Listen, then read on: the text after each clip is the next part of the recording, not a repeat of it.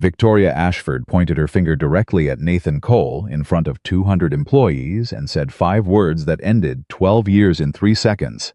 "You work for my nephew now." Nathan didn't flinch. He didn't argue. He didn't even raise his voice.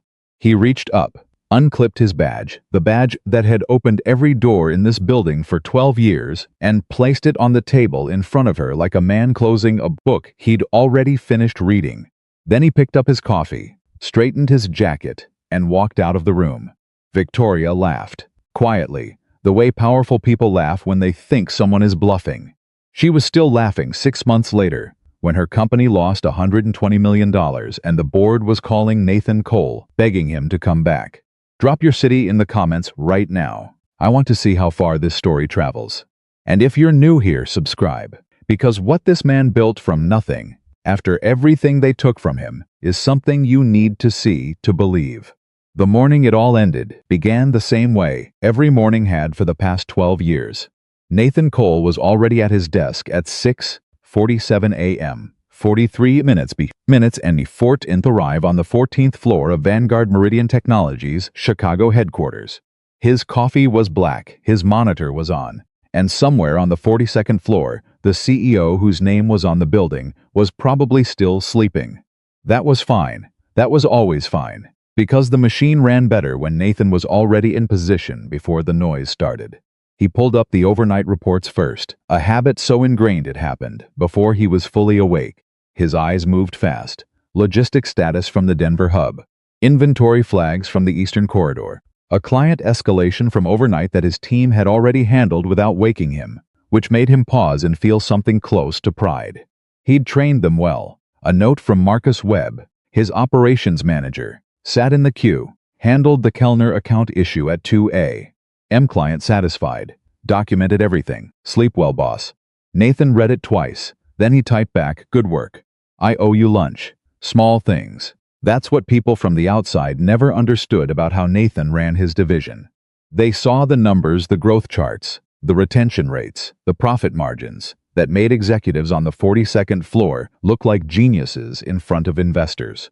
They didn't see the lunches. They didn't see the 2A.M. phone calls. They didn't see Nathan sitting across from a junior analyst on a Tuesday afternoon, walking her through a mistake she'd made, carefully, without humiliation, until she understood not just what went wrong, but why, so she'd never make that mistake again. Numbers didn't build a company like that. People did. Nathan had known that since before he had a title. He'd started at Vanguard Meridian at 26, fresh from a logistics management program at Northwestern, hired as a mid-level coordinator in a division that was hemorrhaging clients and respect in equal measure. He wasn't supposed to be special. He wasn't supposed to last. The division had chewed through 3 managers in 18 months before Nathan arrived, and nobody expected the quiet guy who took notes in margins and never spoke in meetings unless he had something specific to say to him to be any different. He was different, not because he was smarter than everyone else.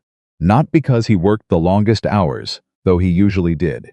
He was different because he actually listened to clients when they complained, to employees when they struggled, to the data when it told an uncomfortable story that nobody wanted to hear. Within 2 years, the division stopped losing clients. Within 4 years, it started growing. Within 7 years, it had become the single most profitable division in Vanguard Meridian's portfolio, generating nearly half of the company's annual growth with a team that was smaller than most of the other departments. Victoria Ashford, the CEO, loved to talk about that growth in board meetings. She rarely mentioned Nathan's name when she did. He was reviewing a third-quarter projection when his phone buzzed at 7:23 a.m. A calendar notification, an emergency leadership meeting. All senior directors, 42nd floor conference room. Attendance mandatory. 9:00 a.m. Nathan stared at it for a moment. Emergency. They used that word a lot upstairs. Usually it meant something had spooked an investor, or a competitor had made a move, or Victoria had read an article somewhere and gotten an idea that her team was now being paid to scramble around and execute. Real emergencies, the kind that cost actual money and actual people, usually landed on Nathan's desk, not in a calendar invite. He set the phone down and went back to his projections. At 8:55, he rode the elevator up. The 42nd floor conference room had windows that faced Lake Michigan, and on clear mornings, the water caught the light in a way that made you feel, briefly, like everything was going to be fine. Nathan barely noticed the windows anymore. He took his usual seat, third chair, from the left, close enough to the screen to see the data clearly, far enough from Victoria's end, to avoid being pulled into whatever performance she was preparing. Around him, the other senior directors filed in. He recognized their faces the way you recognize people, survive things with not as friends, exactly, but as fellow soldiers who'd learned to read each other's expressions across a room. Sandra Reyes, VP of Client Relations, caught his eye and raised her eyebrows slightly. She didn't know what this was about either. Marcus Webb, who'd somehow managed to make it upstairs, despite the 2 a.m. call, looked like a man running on caffeine and willpower. He gave Nathan a small nod. David Park from finance was doing that thing he always did when he was nervous, tapping his pen against his notepad in a rhythm that she else could hear. Victoria entered at 9:02. She was wearing the dark navy blazer she wore when she wanted to project authority. She carried the kind of composed, deliberate energy that had made her a compelling CEO for the past 15 years. The kind of energy that said, "I have already decided everything, and this meeting is simply the announcement." Behind her walked someone Nathan didn't recognize. Young, mid-20s maybe, dark suit that was slightly too fitted for the occasion. The look of a man who'd been told his whole life that he belonged in rooms like this, who'd never actually had to earn that belief, who carried confidence, the way some people carry borrowed money easily, and without thinking about what happens when it runs out. Victoria gestured to the chair on her immediate right. The young man sat down. "Thank you all for being here," Victoria said. "I'll get straight to the point." Nathan noticed she wasn't looking at him yet. That was when he felt it, a specific quality of stillness that moves through a room right before something irreversible happens. "As many of you know," Victoria continued, "we've been in a period of significant organizational review. We've consulted with external advisors, we've analyzed our leadership structure, and we believe a time has come to make some key changes in how we position this company for the next decade of growth." David Park had stopped tapping his pen. "I'd like to introduce Ethan Ashford." Victoria placed her hand briefly on the young man's shoulder. "Ethan holds an MBA from Wharton and brings exceptional strategic vision and a fresh perspective that I believe will accelerate our momentum in the logistics and operations division." Nathan didn't move. The room was very quiet. Ashford.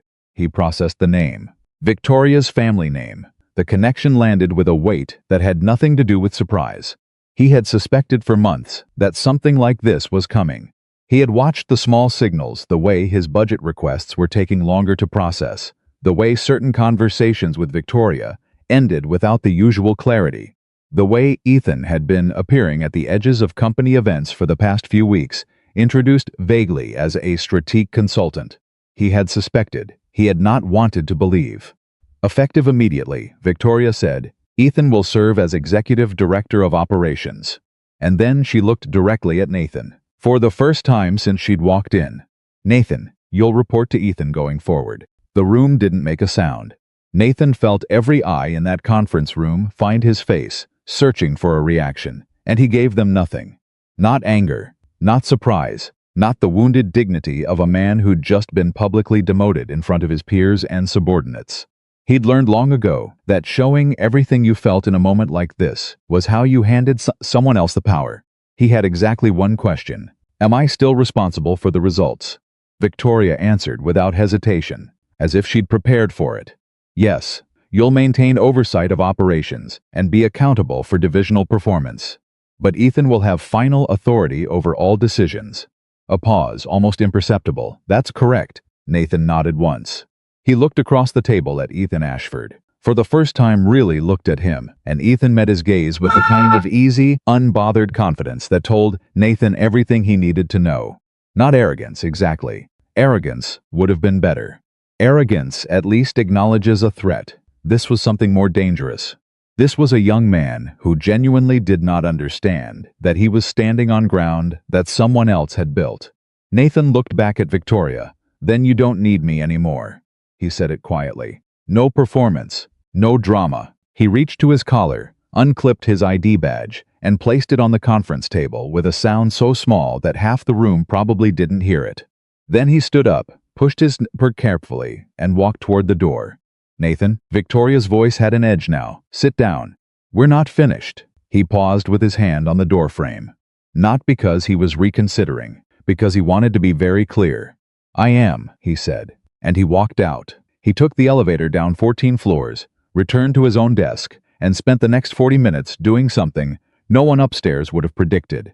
He documented everything. Not personal files, not client lists he could use somewhere else. He didn't copy a single piece of proprietary data.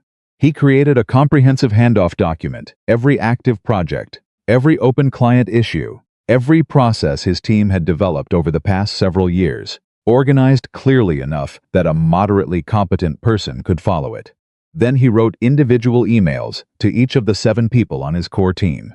Not long emails, not dramatic ones. Each was specific to that person, what they were good at, what they'd accomplished, what they should protect in themselves, regardless of what changed around them. Marcus Webb's email read, "You're better than you know. Don't let anyone tell you the risks aren't worth considering. Your instincts are good. Trust them." Sandra Reyes got, "The client relationships you've built are yours. They trust you because of you, not the company. Remember that." He sent them all. Shut down his computer. Packed the 3 personal items he kept at his desk.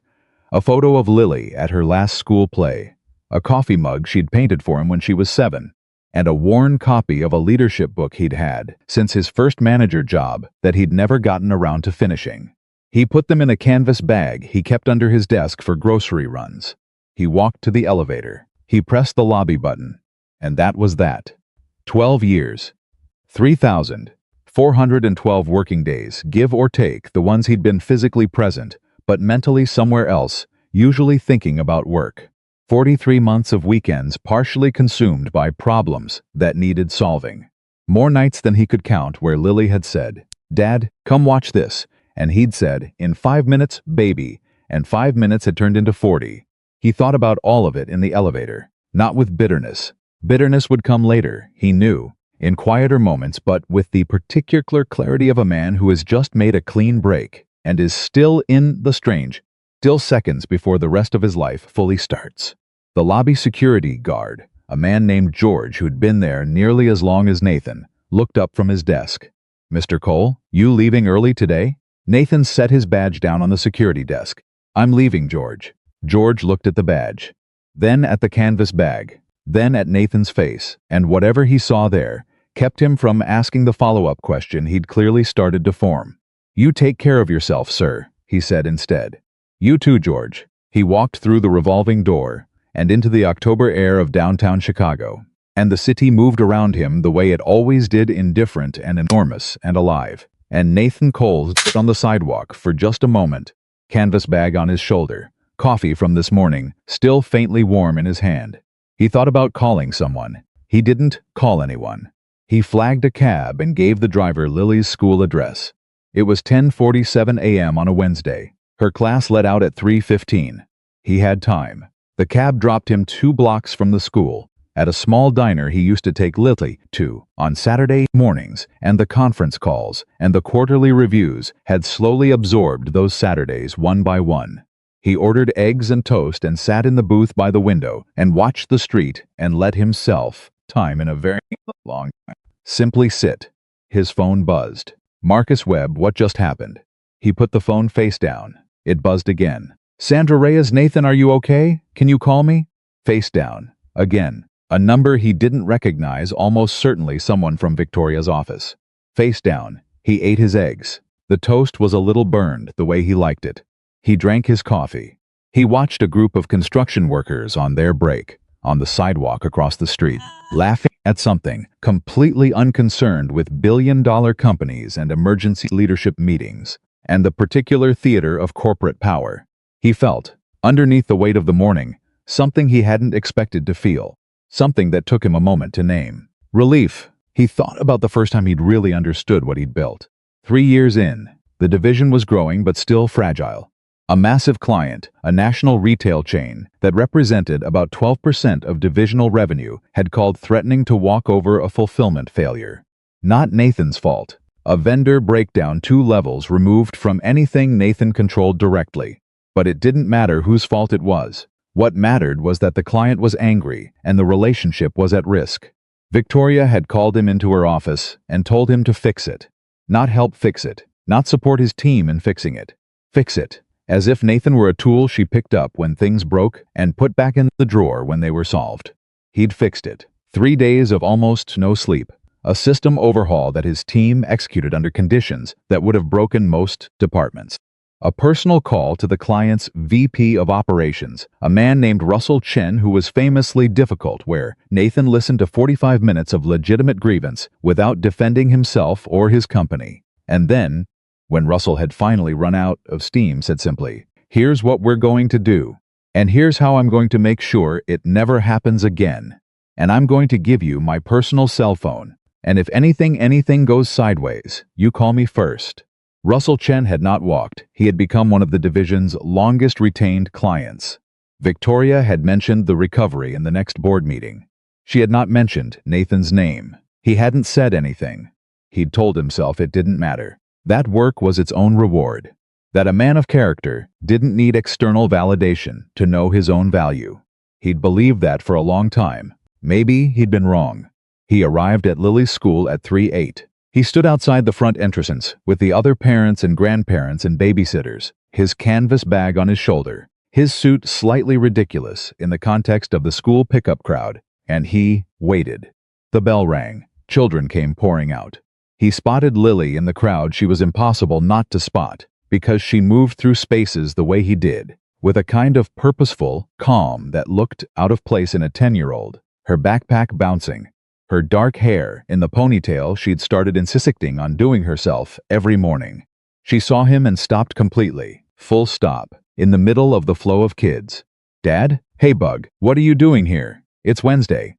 "I know." She walked to him with the focused suspicion of a child who has learned that unexpected good things sometimes have complicated explanations. "Did something happen?" "A few things." She studied his face. She was her mother's daughter. In some ways she read expressions the way other kids read comic books, fluently and without effort. "Are you okay?" she asked. He crouched down so they were eye level. Her backpack had a small iron-on patch of a cartoon astronaut that she'd picked out herself at a fair last summer. "I'm going to be better than okay," he said. "How do you feel about dinner at that pizza place on Clark Street?" Her face shifted through 3 different calculations in about 2 seconds. "The one with the deep dish? Is there another one?" She looked at him for one more moment, the long, serious look of someone deciding whether to trust an answer, and then something broke open in her expression and she threw her arms around his neck with an enthusiasm that nearly knocked him backward. "Okay," she said into his shoulder, "but I want the spinach one." "You can have whatever you want," he said, and he held on. Back in the Vanguard Meridian building, on the 14th floor, Nathan's office was dark. His team had seen him leave. Nobody had cleaned out his desk. Yet, nobody could quite bring themselves to. The same way you don't immediately move furniture in a room where something significant has happened. Marcus Webb was sitting at his own desk, staring at Nathan's email for the 4th time, reading, "Your instincts are good.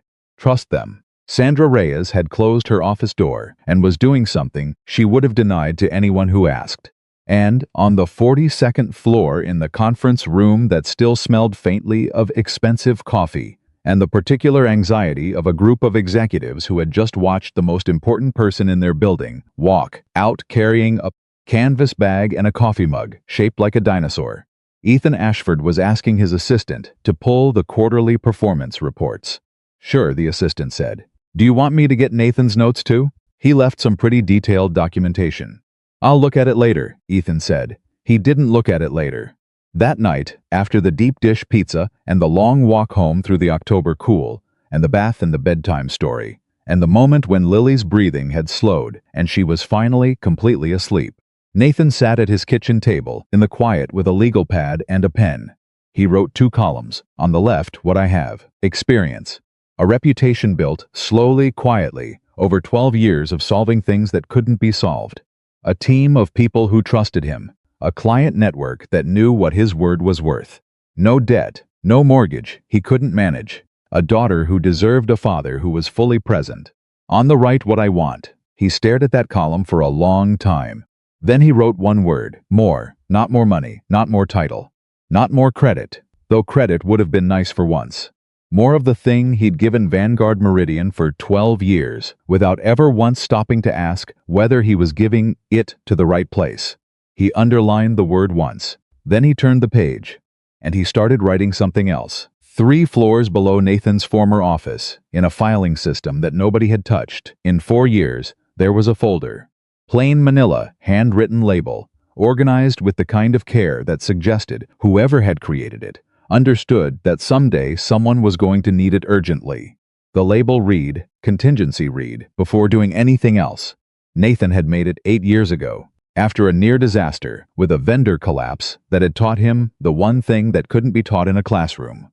Organizations didn't fail because of bad luck. They failed because they never believed the bad luck was coming. The folder contained 23 pages of crisis protocols, decision trees, escalation procedures, and most importantly, a single cover page that read, "If you're reading this without the person who wrote it, stop. Call them first. You need context that isn't in this document." Ethan Ashford did not know that folder existed. Nobody had told him to look.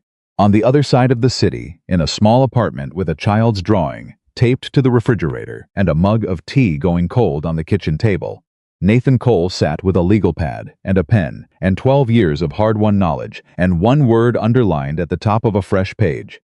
He wasn't angry. He wasn't afraid. He was, for the first time in longer than he could honestly remember, starting something that was entirely and completely his. Whatever happened next, it would belong to him. Drop your city below. I want to see how far this story reaches. And if you found this today, hit subscribe and stay with me. This is only the beginning of what Nathan Cole is about to build. The morning after Nathan walked out, Victoria Ashford called an all-hands meeting and told 230 employees that the company was entering an exciting new chapter of leadership. She used the word exciting 4 times. She used the word vision 7 times. She did not use Nathan Cole's name once. Ethan Ashford sat beside her at the front of the room with the easy confidence of a man who had never been told no by anyone who mattered.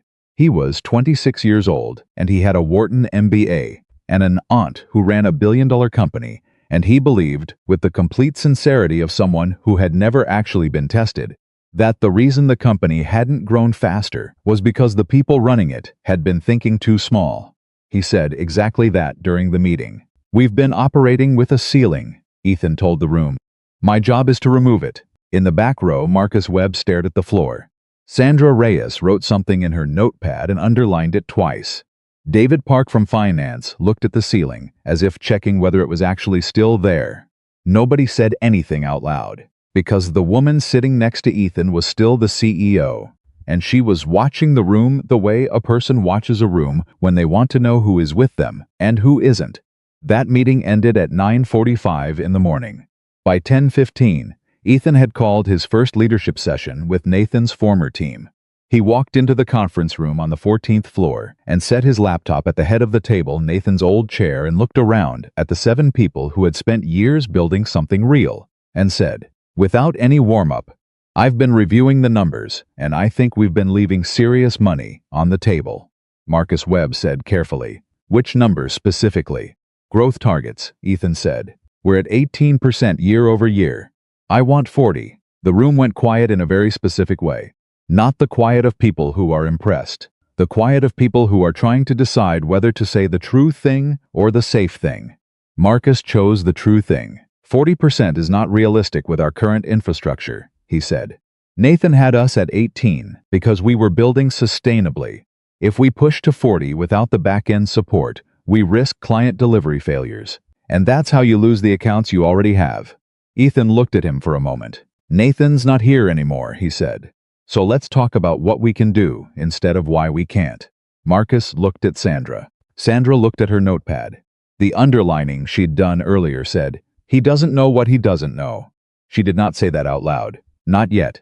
Meanwhile, on the other side of the city, Nathan Cole was sitting at his kitchen table in jeans and a flannel shirt at 10 in the morning on a Thursday, which was something that had not happened on a weekday in 12 years.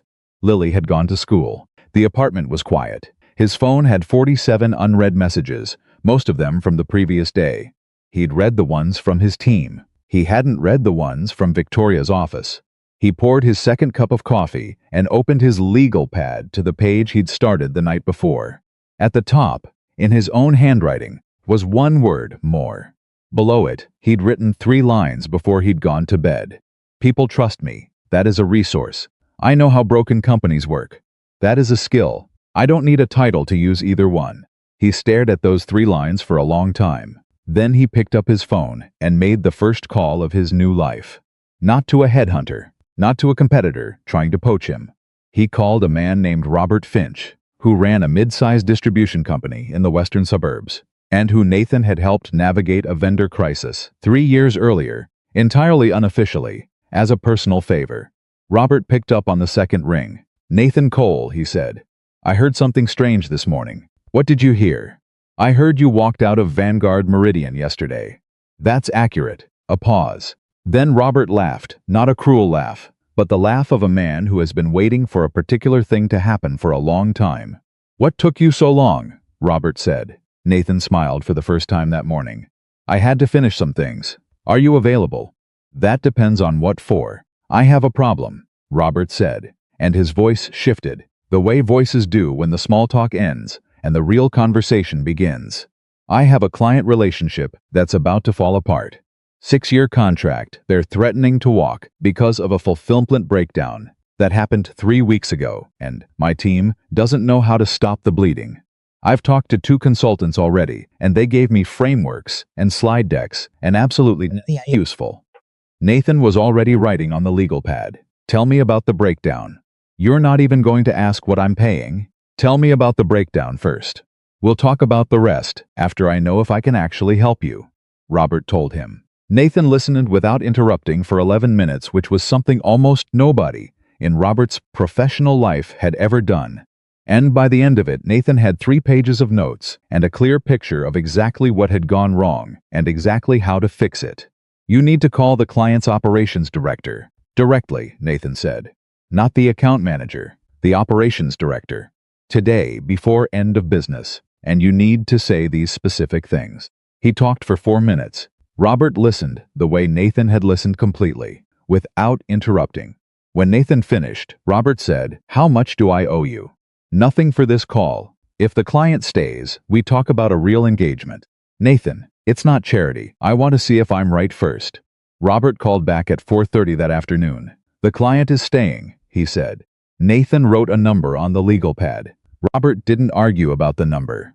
That was how Cole Strategic Solutions began, not with a business plan, not with a registered LLC, not with a lease on an office or a logo or a pitch deck. It began with a phone call and a legal pad, and the knowledge, confirmed now for the 43rd time over 12 years, that the single most valuable thing Nathan Cole possessed was the ability to see exactly what was broken and exactly how to fix it. Back at Vanguard Meridian, Ethan's first full week was generating what he described in an email to Victoria as tremendous energy. What it was actually generating was a specific kind of anxiety that experienced teams generate when they can see a disaster forming, and they're not allowed to say so clearly. Ethan had his first real clash with Marcus Webb on day 4. It started over the approval process, a system Nathan had built over 7 years that required any client-facing commitment above a certain dollar threshold to go through a 3-step internal review before it was confirmed. The process existed because Nathan had learned, expensively, that sales teams under pressure made promises they couldn't keep, and that the cost of an unkept promise to a major client was always higher than the cost of a slightly slower approval cycle. Ethan looked at the process and saw bureaucracy. He called Marcus into his office, Nathan's old office, which Ethan had already rearranged so that the desk faced the window instead of the door, and said, "I'm eliminating the 3-step approval. We're moving to single approval, sales director only. We need to be faster." Marcus stood in the doorway. He did not sit down. "That process exists for a reason," he said. "I know it exists. I'm telling you it's gone, Ethan." Marcus chose his words the way you choose footing on uncertain ground. "Nathan put that process in after we almost lost Kellner Industries. We made a commitment we couldn't fulfill, and it cost us 4 months of relationship repair. The approval process is what prevents that from happening again. Ethan leaned back in his chair. Nathan was managing defensively. I'm managing for growth. There's a difference. There's a difference between defensive and careful, Marcus said. Nathan was careful. There's nothing wrong with careful when you're handling 8-figure client relationships. The decision is made, Marcus. Marcus looked at him for a long moment. Then he said something that Ethan would remember later, in the way you remember things that turned out to be true when you didn't want them to be. I hope you're right, Marcus said. But I want it on record that I said this was a mistake. Noted, Ethan said. Marcus walked out. He went back to his desk, opened his email, and wrote a single line to Sandra Reyes. It's going to be a bad few months. Sandra wrote back 2 minutes later, start documenting everything. They both did. 3 weeks in, the first real problem arrived. A national logistics client one that Nathan had personally cultivated over 4 years, a relationship built on the specific understanding that Vanguard Meridian would never overpromise and will always deliver exactly what it said. It would receive a commitment from the new sales team that the division could not actually fulfill. The commitment had gone through the new single approval process in 40 minutes. It would take 3 weeks to discover that it was impossible. The client's operations manager, a woman named Diane Cho who had dealt with Nathan personally for years, called the account line and was routed to someone she had never spoken to before, who told her that there had been some internal transitions and that her concerns were being escalated. Diane Cho did not like the word escalated. She had a very specific memory of how Nathan Cole handled problems. He called her directly, immediately. He told her exactly what was wrong and exactly what was being done about it and exactly what she could expect and when. He never made her wait for an escalation. She called the main account line again and asked for Nathan Cole. The person on the other end said Mr. Cole is no longer with the company. There was a pause. Who is his replacement? Diane asked. That would be Ethan Ashford. Another pause. How long has Ethan Ashford been in this role? About 3 weeks, Diane Cho said. I see, and hung up. She immediately forwarded her contract to her company's legal team with a one-line note. Begin reviewing exit provisions. Nobody at Vanguard Meridian knew that for another 11 days. Because Ethan had also canceled the weekly client risk meetings, the 2-hour Thursday sessions where Nathan's team had gone through every active account and flagged anything that looked unstable. Ethan had called them anxiety-generating and replaced them with a monthly executive summary report that nobody had time to write in enough detail to be useful. So, when Diane Cho's account started showing stress signals, there was no meeting to surface them. There was just silence. And on the other side of that silence, a woman with a 4-year contract and a very good legal team. Meanwhile, Nathan had his first client lunch. It was nothing formal. He met Robert Finch at a restaurant near Robert's office. And Robert brought 2 people, the owner of a regional supply chain company named Al Garza and a CFO named Patricia Okafor, whose company had been hemorrhaging cash in ways that her board couldn't explain, and her previous consultants hadn't been able to fix. Nathan listened to Patricia for 20 minutes before he said a word. Then he asked 3 questions. The third question made Patricia set down her fork. How long ago did your last senior operations person leave? Nathan asked. She stared at him. How did you know someone left? Because the problems you're describing don't start in finance. They start in operations, and they show up in finance about 8 months later. So I'm guessing someone left somewhere between 8 and 12 months ago. Patricia looked at Robert. Robert smiled the smile of a man who had known this was going to happen. 14 months ago, Patricia said quietly, our VP of operations. She left for a competitor, and nobody replaced her with someone who actually understood what she was doing. We promoted from within, into a role the person wasn't ready for, Nathan said. Not unkindly, just clearly. Patricia was quiet for a moment. We thought continuity would be less disruptive. It was less disruptive in the short term, Nathan said. But you're feeling the long-term cost of it right now. The good news is it's fixable. It's going to take about 90 days, and it's going to require some uncomfortable conversations with your board about how long this has actually been going on. But it's fixable. She looked at him across the table. Why are you not running a company? She said. I might be, Nathan said. I'm still deciding what kind. He signed his first 2 real consulting contracts that week. Both were referrals. He had not placed a single advertisement. He had not sent a single cold email. He had not done anything except answer the phone when people who already trusted him called to ask for help. He worked from his kitchen table. He worked from the library. He worked from a corner booth at a coffee shop 3 blocks from his apartment where the Wi-Fi was fast, and the staff had learned to leave him alone when he had his legal pad out. He did not miss the 14th floor. He did not miss the 14th floor. He did not miss the emergency meetings and the budget cycles and the performative confidence of executives who had never actually solved anything with their hands. He missed his team. He missed Marcus and Sandra and the specific language you develop with people after years of surviving hard things together. He missed knowing exactly where to look in a room when something important happened, the slight tightening around Marcus's eyes when a number didn't add up, the way Sandra's voice went very calm when she was actually furious, the way David Park's pen tapping was a reliable measure of institutional anxiety. He thought about them the way you think about family, after a move you know was right. At Vanguard Meridian, 6 weeks after Nathan left, the 4th week of Ethan's leadership, something happened that Marcus Webb later described as the moment I knew it was going to be really bad. A major software rollout, a new client-facing platform that Nathan's team had been developing carefully for 8 months, with a testing schedule designed to catch problems before they reached the client, was accelerated by Ethan on a Tuesday morning. The decision took 6 minutes. Ethan had been in a meeting with a potential new client who expressed interest in the platform and asked when it would be live. The sales director in the room, under new pressure to close deals fast, said soon. Ethan, not knowing what soon meant in operational terms, said 4 weeks. The testing schedule required 14 more weeks. The sales director walked back to his desk and sent a launch deadline to the engineering team. The engineering team's lead, a woman named Priya Sharma, who had worked with Nathan for 6 years, read the email twice. Then she went down the hall to Marcus Webb's office and closed the door.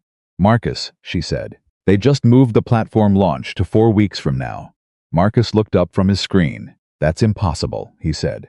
I know. We have 14 weeks of testing left. Minimum. We haven't done the security audit. We haven't done the load testing. We haven't done the client interface review. I know.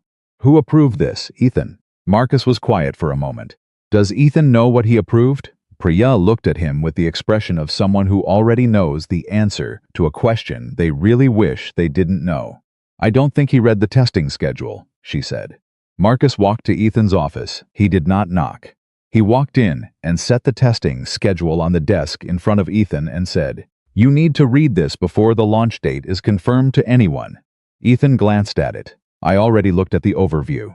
The overview is a summary for client presentations. This is the actual schedule. Read it.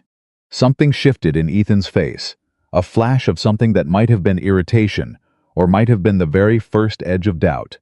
He read it. It took him 4 minutes. When he looked up, he said, "Some of this is probably excessive." Marcus took a breath. None of it is excessive. Ethan built that schedule based on 2 platform failures we had in 2019 and 2021. Each of those failures cost us a major client. The schedule exists to prevent a third. Nathan was risk-averse. Nathan was experienced, Marcus said. There's a difference. Ethan looked at him for a long moment. The launch date stands, he said. Your team will figure it out. Marcus walked back out. He went directly to his desk.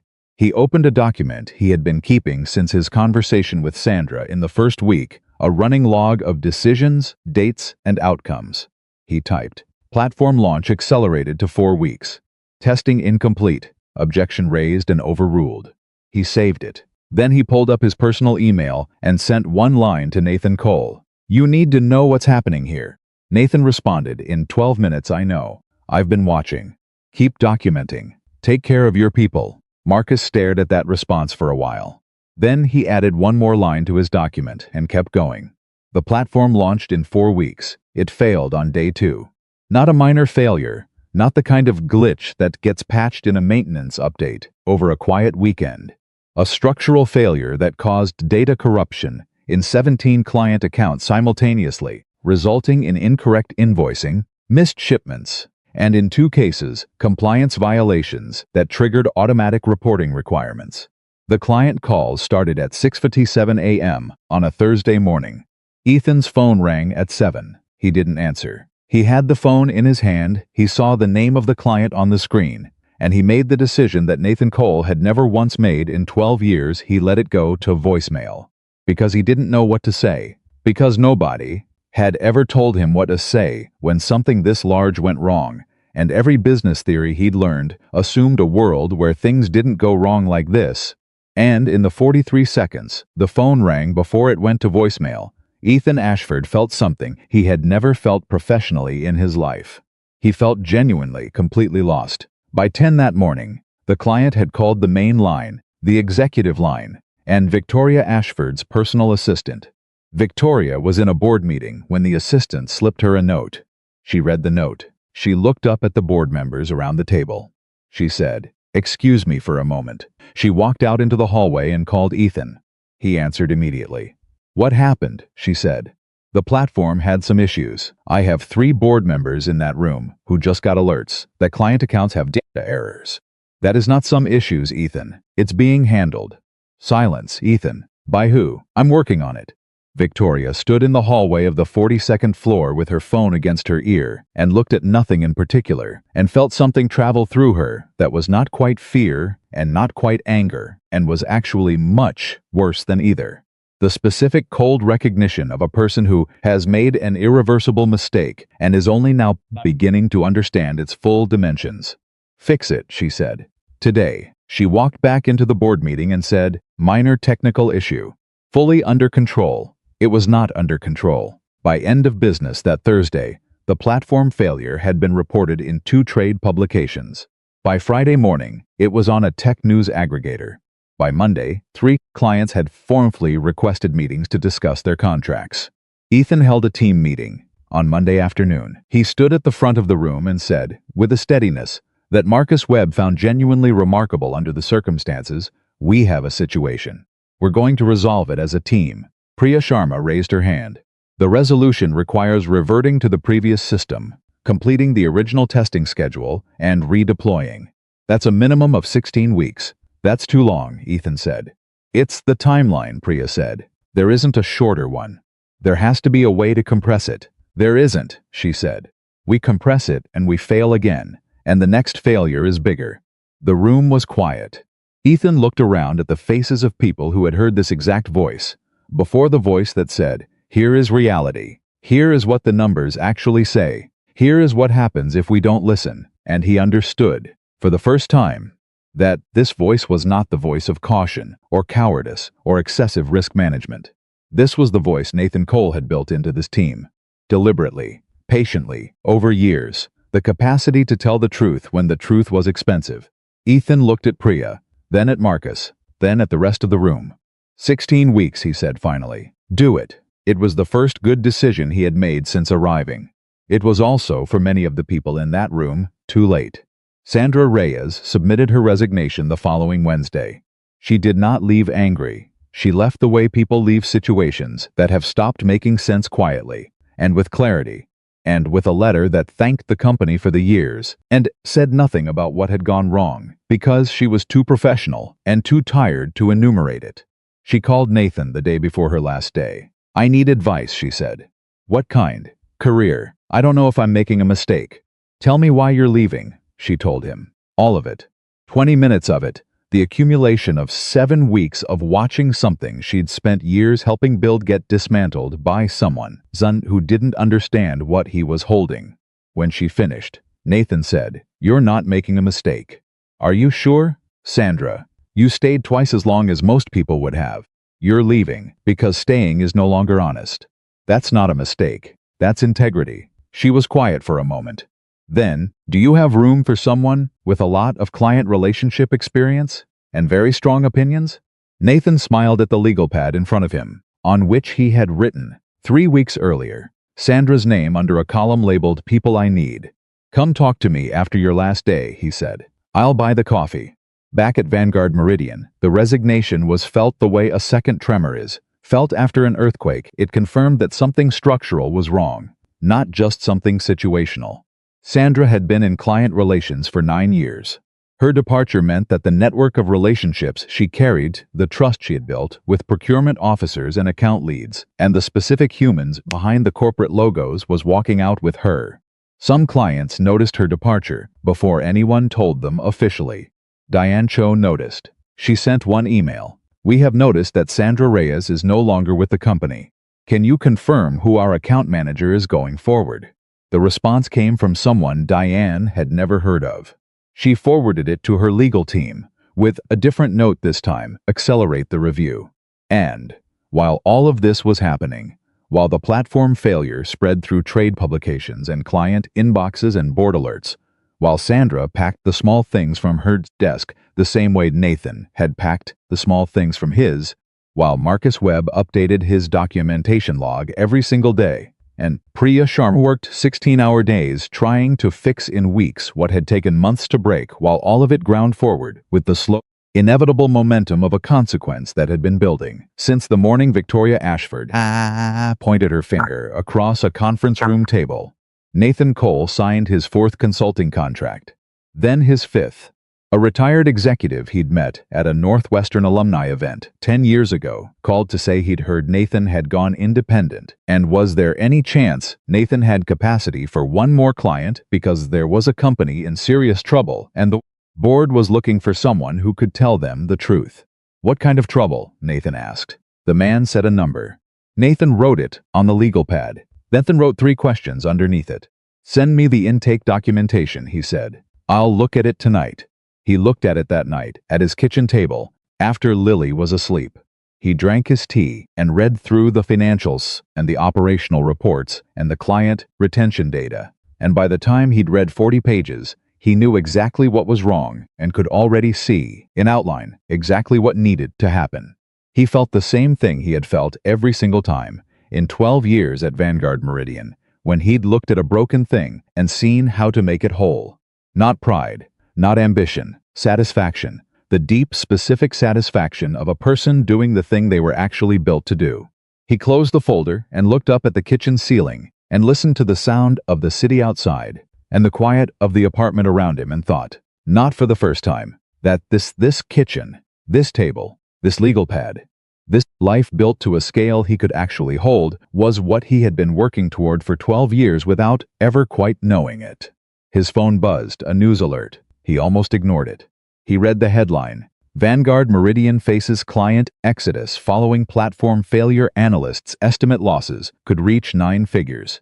He set the phone down, face up this time. He sat with it for a while. He did not feel satisfied by that headline. He had built too much of what was failing to feel anything clean about watching it fall. He felt something more complicated: the grief of a person watching something they loved go wrong in ways they had specifically tried to prevent. Then he picked up his pen, and he went back to work. The headline Nathan had read, that Thursday night was only the beginning. By Friday morning, it had been picked up by 4 more outlets. By Friday afternoon, Vanguard Meridian's stock had dropped 6%. By the time the weekend arrived, Victoria Ashford's phone had not stopped ringing for 36 hours straight, and she had stopped answering most of the calls because she had run out of ways to say, "We're handling it," that sounded even remotely believable. She was not handling it. Nobody was handling it. Ethan had called 3 separate crisis management firms over the course of Thursday and Friday. The first one told him the situation required a full communications audit before any public statement. The second one sent a team of 4 people who spent 2 days producing a 40-slide presentations that said the same thing the first firm had said. The third firm, which charged twice as much as the other 2, told Ethan that the real problem was not communications at all. The real problem was operational. And until the operational failure was actually fixed, no amount of messaging would stop the bleeding. Ethan had not liked that answer, but it was the only honest one he'd received. Marcus Webb heard about all 3 firms through the specific channels that experienced employees always maintain in companies they've worked at long enough: the assistant networks, the lunch conversations, the messages that travel between people who trust each other more than they trust the organizational chart. He documented each one in his log. He noted the dates, the firms, the recommendations, and the outcome of each. His log was now 23 pages long.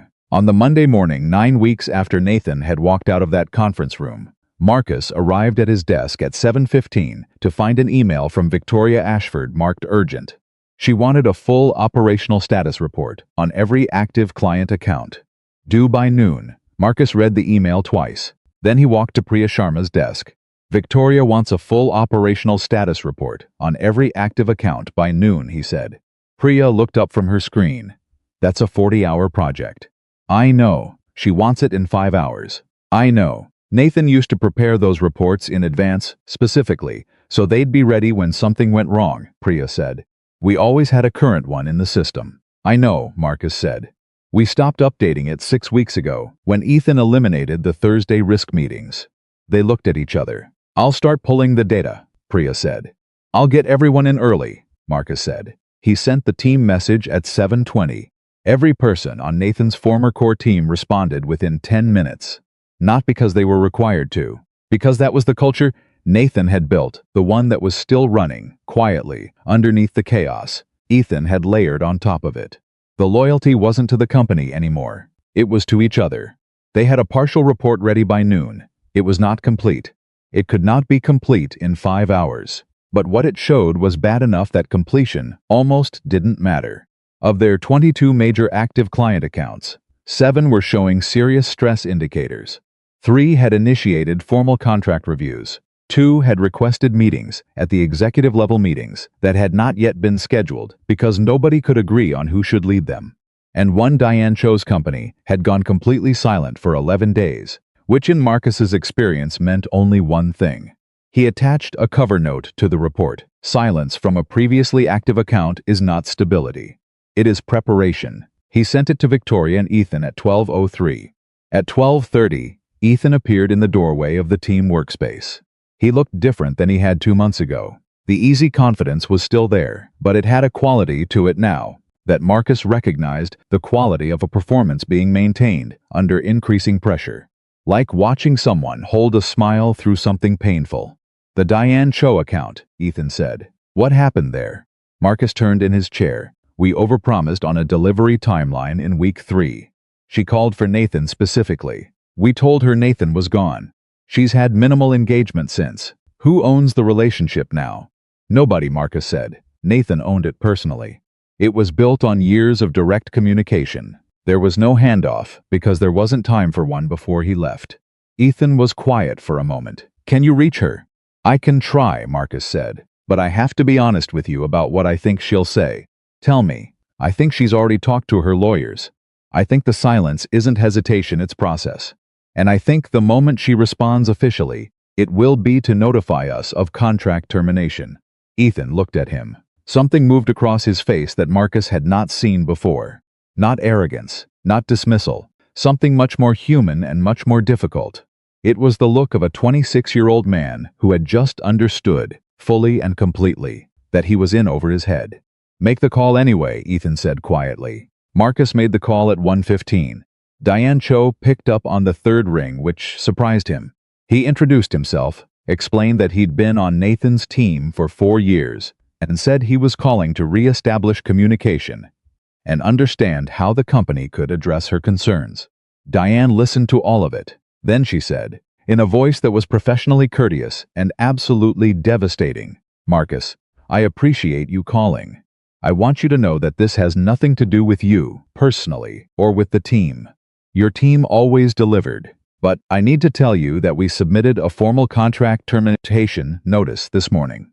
It should arrive at your legal department within the hour. Marcus kept his voice completely steady. I understand. Is there anything that would change that decision? She paused. A real pause, not a performative one. Honestly, she said, if Nathan Cole walked through my door and told me he was back in charge, I'd tear up the termination notice. But I know that's not what you're calling to tell me. No, Marcus said, it isn't. Then I'm sorry, Diane said. I genuinely am. Tell your team they were good at their jobs. That's not nothing. She hung up. Marcus sat with the phone in his hand for a moment. Then he set it down, opened his documentation log, and typed, Diane Cho formal termination confirmed. Client stated she would reverse decision if Nathan Cole returned to leadership.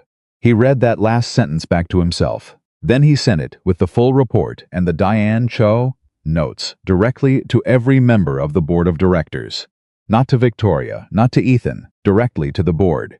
He had never done that before in 9 years at the company. He did not hesitate for a second. At 2:45 that afternoon, Nathan was in a coffee shop 3 blocks from his apartment, working through the financial documentation for his newest client engagement, when his phone rang. A number he didn't recognize. Chicago area code, he answered.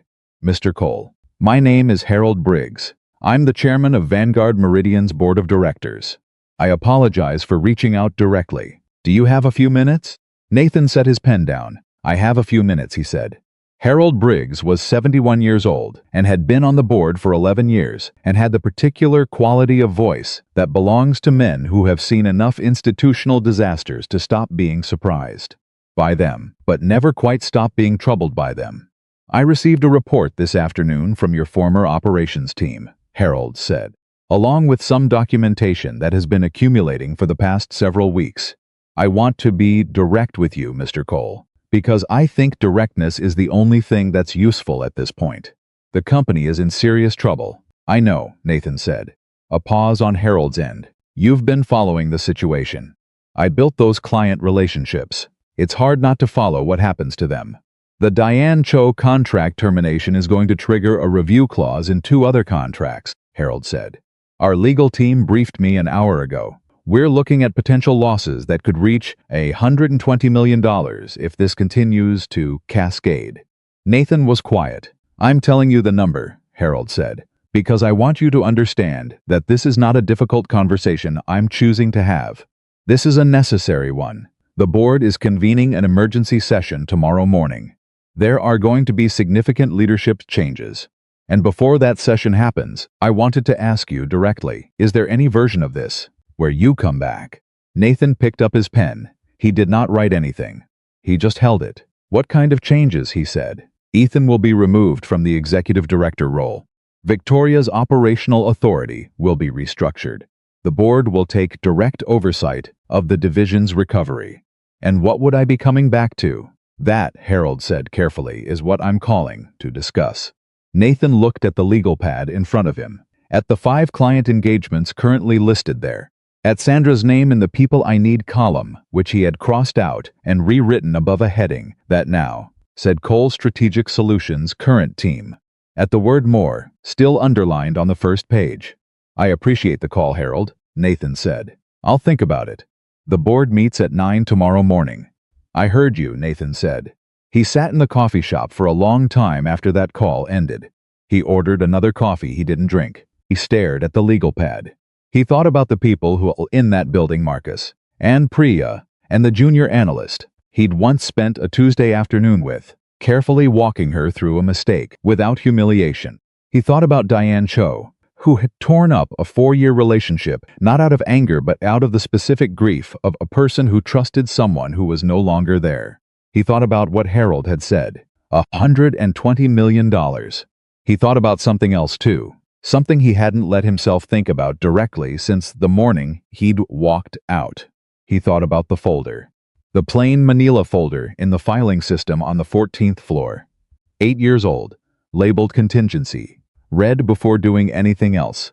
23 pages of crisis protocols and decision entries and a single cover page that said, if you're reading this without the person who wrote it, stop.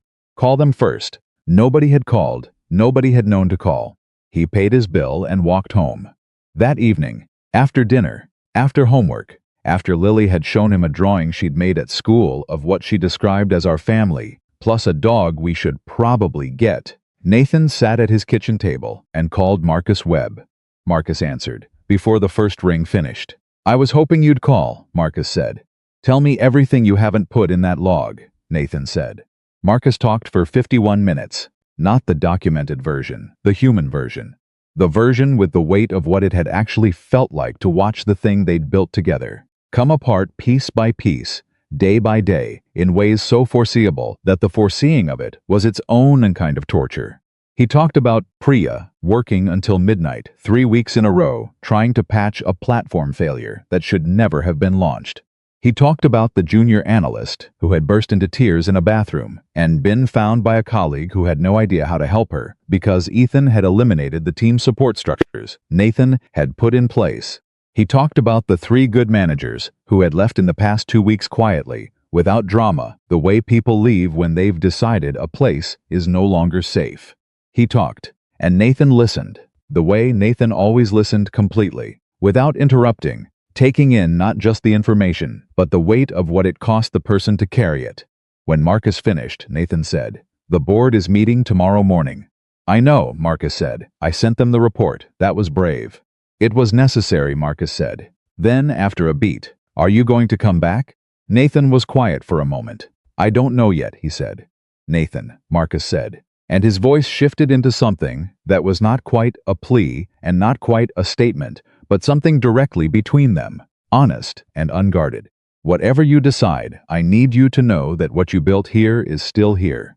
Underneath all of it, the people are still here. We're tired and some of us are angry, and a few of us have started updating our resumes. But what you built is still here, and I don't know how much longer it stays if nothing changes." Nathan closed his eyes briefly. "Get some sleep," he said. "I'll call you tomorrow." He sat at the table after he hung up. The apartment was completely quiet. He could hear the faint sound of Lily breathing through the baby monitor he still kept on, even though she was 10 and would be mortified if she knew. Old habit. The kind of thing you keep doing, because it was part of how you made sure the people you loved were still okay. He opened his legal pad to a fresh page. He wrote 2 headings. On the left, what going back costs. On the right, what not going back costs. He filled in the left column first because it was easier. His independence, the trajectory of Cole Strategic Solutions, which was growing faster than he expected, and which now had real momentum and a team he was building around people he had chosen, specifically because they were honest. The distance he'd created from the politics and the performances of a corporate environment he'd spent 12 years navigating. The balance he'd found imperfectly, still awkwardly, but genuinely between his professional life and his actual life. Between being a director and being a father. He looked at the right column for a long time. Then he wrote 3 things. Marcus, Priya, the people still in there. He looked at those 3 lines. Then he wrote a 4th, the clients who trusted us. And a 5th, which he wrote slowly and then sat looking at for a full minute before he added it. The work itself. The thing I actually built. Watching it disappear. He closed the pad. He went to bed. He did not sleep well. The board meeting convened at 9 the next morning. Nathan was not in it. He was sitting in his car outside a breakfast place, 2 miles from the Vanguard Meridian building, drinking coffee from a paper cup and waiting for a call. The call came at 10:47. The board voted, Harold Briggs said. Ethan is out. Victoria retains her title, but loses operational authority effective immediately. The board is taking direct governance of the recovery plan. And, Nathan said, and we'd like you to come in this afternoon. I'll come in, Nathan said, but I need you to understand something before I do. Tell me, I'm not coming in to be given my old job back. I'm coming in to have a real conversation about what actually needs to happen. Those are different things. Harold was quiet for a moment. I think the board understands that. I need to know that Victoria understands it too, Nathan said. Another pause. Longer this time. That, Harold said carefully, may be the harder conversation. I know, Nathan said. Set it up anyway. He arrived at the building at 2 in the afternoon. George was still at the security desk. The man looked up, and something crossed his face that was not quite surprise and not quite relief, but contained elements of both. Mr. Cole, he said. Hey, George, you need a visitor badge. Nathan looked at the badge in George's hand. Plain white. Temporary. Visitor printed in large letters across the top. He took it. Thank you, he said. He rode the elevator to the 42nd floor. The receptionist who met him knew he didn't recognize her, which meant she'd been hired in the past 2 months. She led him to a conference room he'd been in hundreds of times, but something felt different about it now. The way rooms feel different when the purpose of being in them has changed. Harold Briggs was already there, with 2 other board members Nathan recognized. They stood when he entered, which was a small thing but not a small thing. Thank you for coming, Harold said. Thank you for calling, Nathan said. They sat. Nathan did not open a laptop. He did not bring a presentation. He had his legal pad and his pen, The same ones from his kitchen table. Harold laid out the situation in full, the real numbers, not the communications managed version. The confirmed losses, the contracts at risk, the staff departures, the operational state of the division that Nathan had built. He spoke for 12 minutes without interruption, and when he finished, the room was very quiet. "What I'm about to tell you," Harold said, "I'm telling you directly, and without the framing I would normally use in this kind of meeting. The company needs Nathan Cole, specifically, not someone with similar experience. Not a restructuring firm. You. Because the clients who are still salvageable have said it clearly. Your name is the variable that changes their decision." Nathan listened to all of that. Then he said, "Has Victoria agreed to this meeting?" Harold glanced at the board member on his left. "She's aware of it." "That's not what I asked." A pause. "She'll be joining us in a few minutes," Harold said. Nathan nodded. He picked up his pen. Victoria Ashford walked in at 2:48. She was wearing a gray blazer he hadn't seen before. And she moved with the specific controlled composure of a person who has rehearsed this entrance the way you rehearse things when you know they are going to be the hardest thing you've done in a long time. She sat across from Nathan. For a moment, neither of them said anything. The board members in the room seemed to collectively decide that this particular silence needed to happen without assistance. Victoria spoke first. "Nathan," she said. "Victoria." She put her hands flat on the table. Not crossed, flat. Open. It was a deliberate gesture, the kind you make when you want someone to see that you're not holding anything. "I made a mistake," she said. Nathan waited. "I made a mistake," she said again, "and I'd like the chance to explain." "You don't need to explain it," Nathan said, not unkindly. "I understood it when it happened. You wanted someone you trusted personally in a position of authority. That's human. The mistake wasn't the feeling. The mistake was the execution." Victoria looked at him. "You're being very generous," she said. "I'm being accurate," Nathan said. "There's a difference."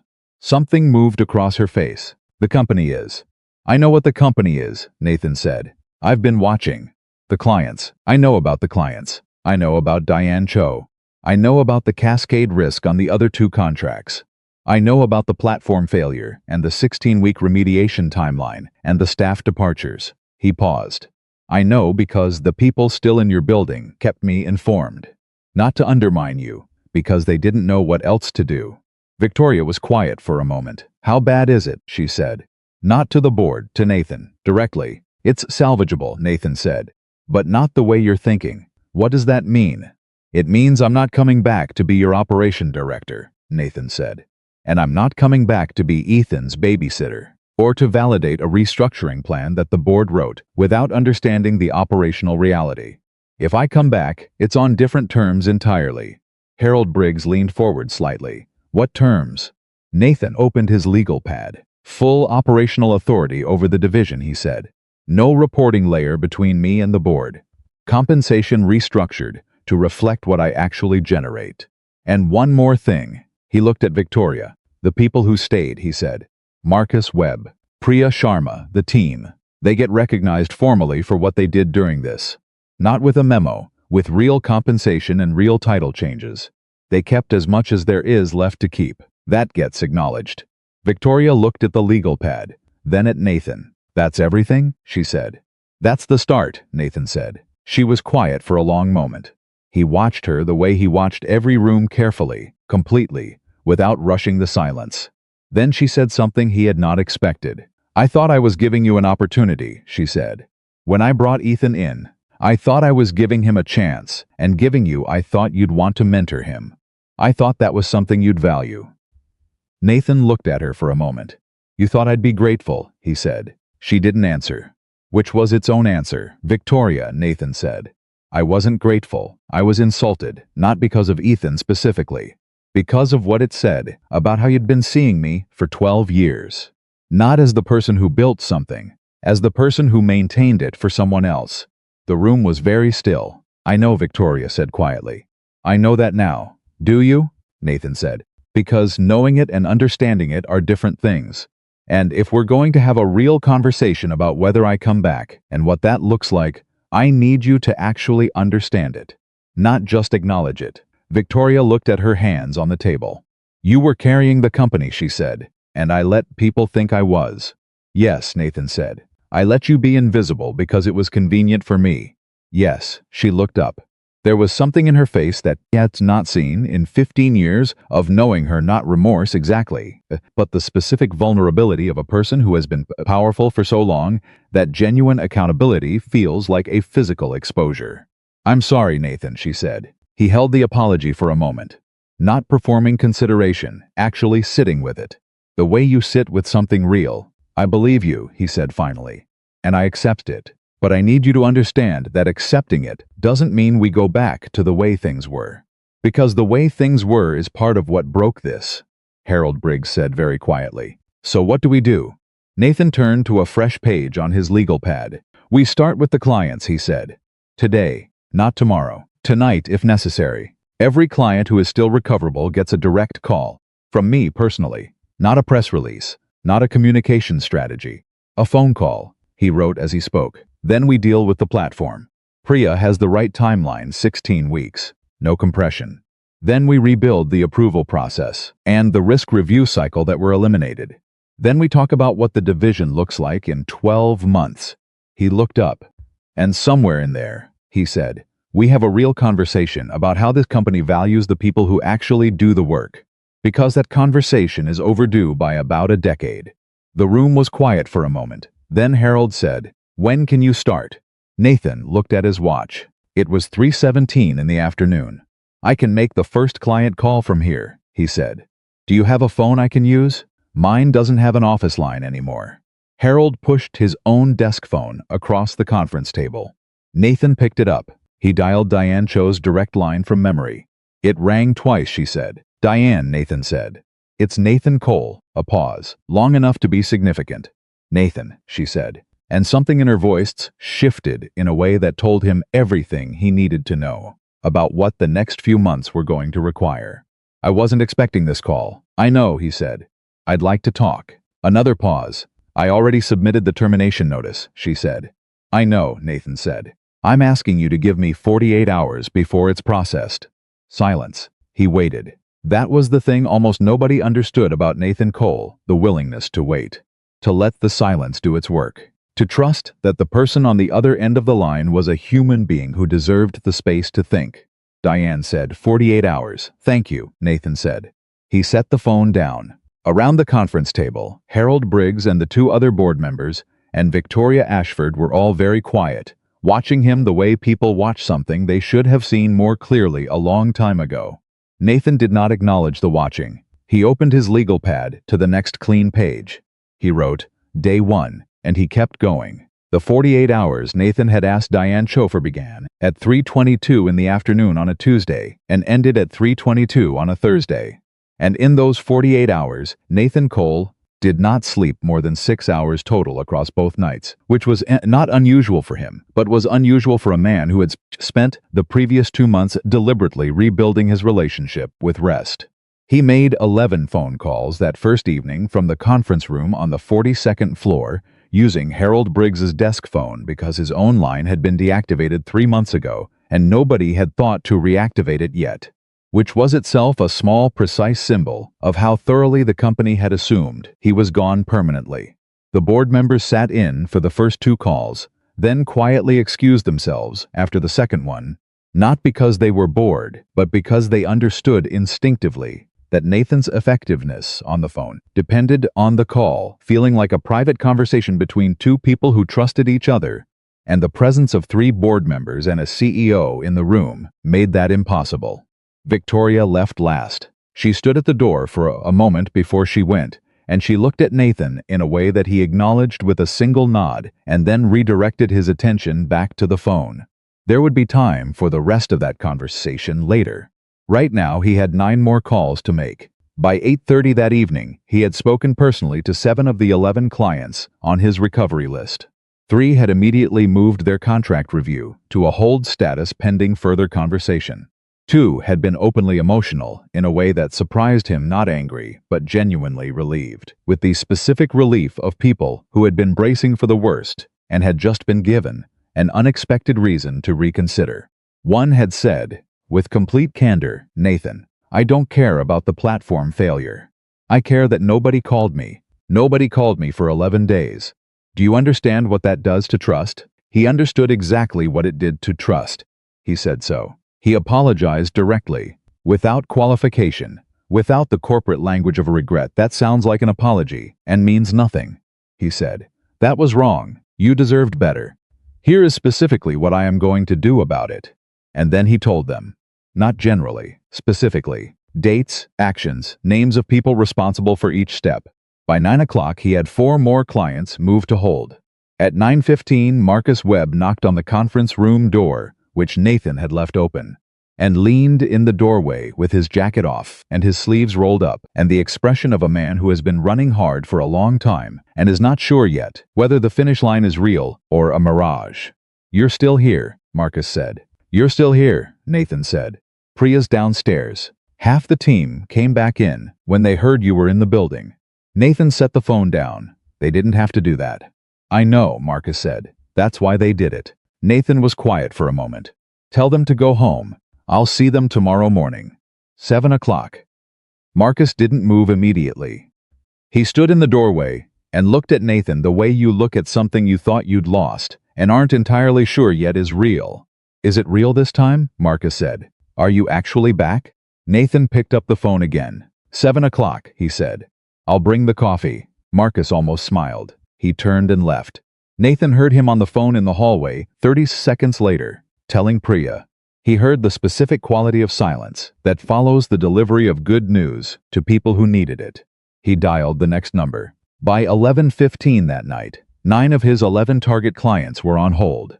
The 10th, a regional distribution company that had already moved its termination paperwork to final processing, told Nathan, respectfully but clearly, that the decision had been made at board level and was beyond the account manager's authority to reverse, but that they wished him personally the best of luck and would revisit the relationship in the future. Nathan wrote that down. Future relationship possible. He underlined it. The 11th client, a national retail logistics firm that represented the largest single contract in the division's portfolio, did not pick up. He left a voicemail. He said his name. He said he was back. He said he'd like to talk before anything was finalized. He left his personal cell number. Then he gathered his legal pad, put on his jacket, and walked to the elevator. George had gone home. A night security guard Nathan didn't recognize nodded at him from behind the desk. Nathan returned the visitor badge and walked through the revolving door into the night air of downtown Chicago. He stood on the sidewalk and called Lily. She answered, on the second ring, which meant she was still awake, which meant his sister, who was staying with her, had allowed it. "Dad," Lily said. "Are you okay?" "I'm good, Bug." "Why are you still up?" Aunt Carol said. "I could stay up until you called." "Aunt Carol is too easy on you." "I know," Lily said, completely untroubled by this. "Are you coming home?" "I'm on my way right now, Dad." "Yeah." A pause. The kind of pause that 10-year-olds make when they are building up to something they've been on for a while. "Are you going back to that company?" she said. He flagged a cab. "What makes you ask that?" "Because you had that voice today. The one you get when something important is happening." He got in the cab. "What voice is that?" "The one where you're really quiet but you're not actually quiet," she said. "Like the quiet is doing something." He sat with that for a moment. "Yeah," he said. "I think I'm going back." Another pause. "Is that what you want?" she said. Not the way a worried child asks it. The way a perceptive person asks it directly, without softening. "It's complicated," he said. "Dad," Lily said. "Is that what you want?" He looked out the cab window at the city moving past. "I want to fix what's broken," he said. "And I want to make sure the people who counted on me are okay. That's what I want." "Okay, Lily." Simply, without drama. The way she accepted things that were real. "Get some sleep," he said. "You too," she said. He hung up and looked out the window and did not say anything else for the rest of the ride home.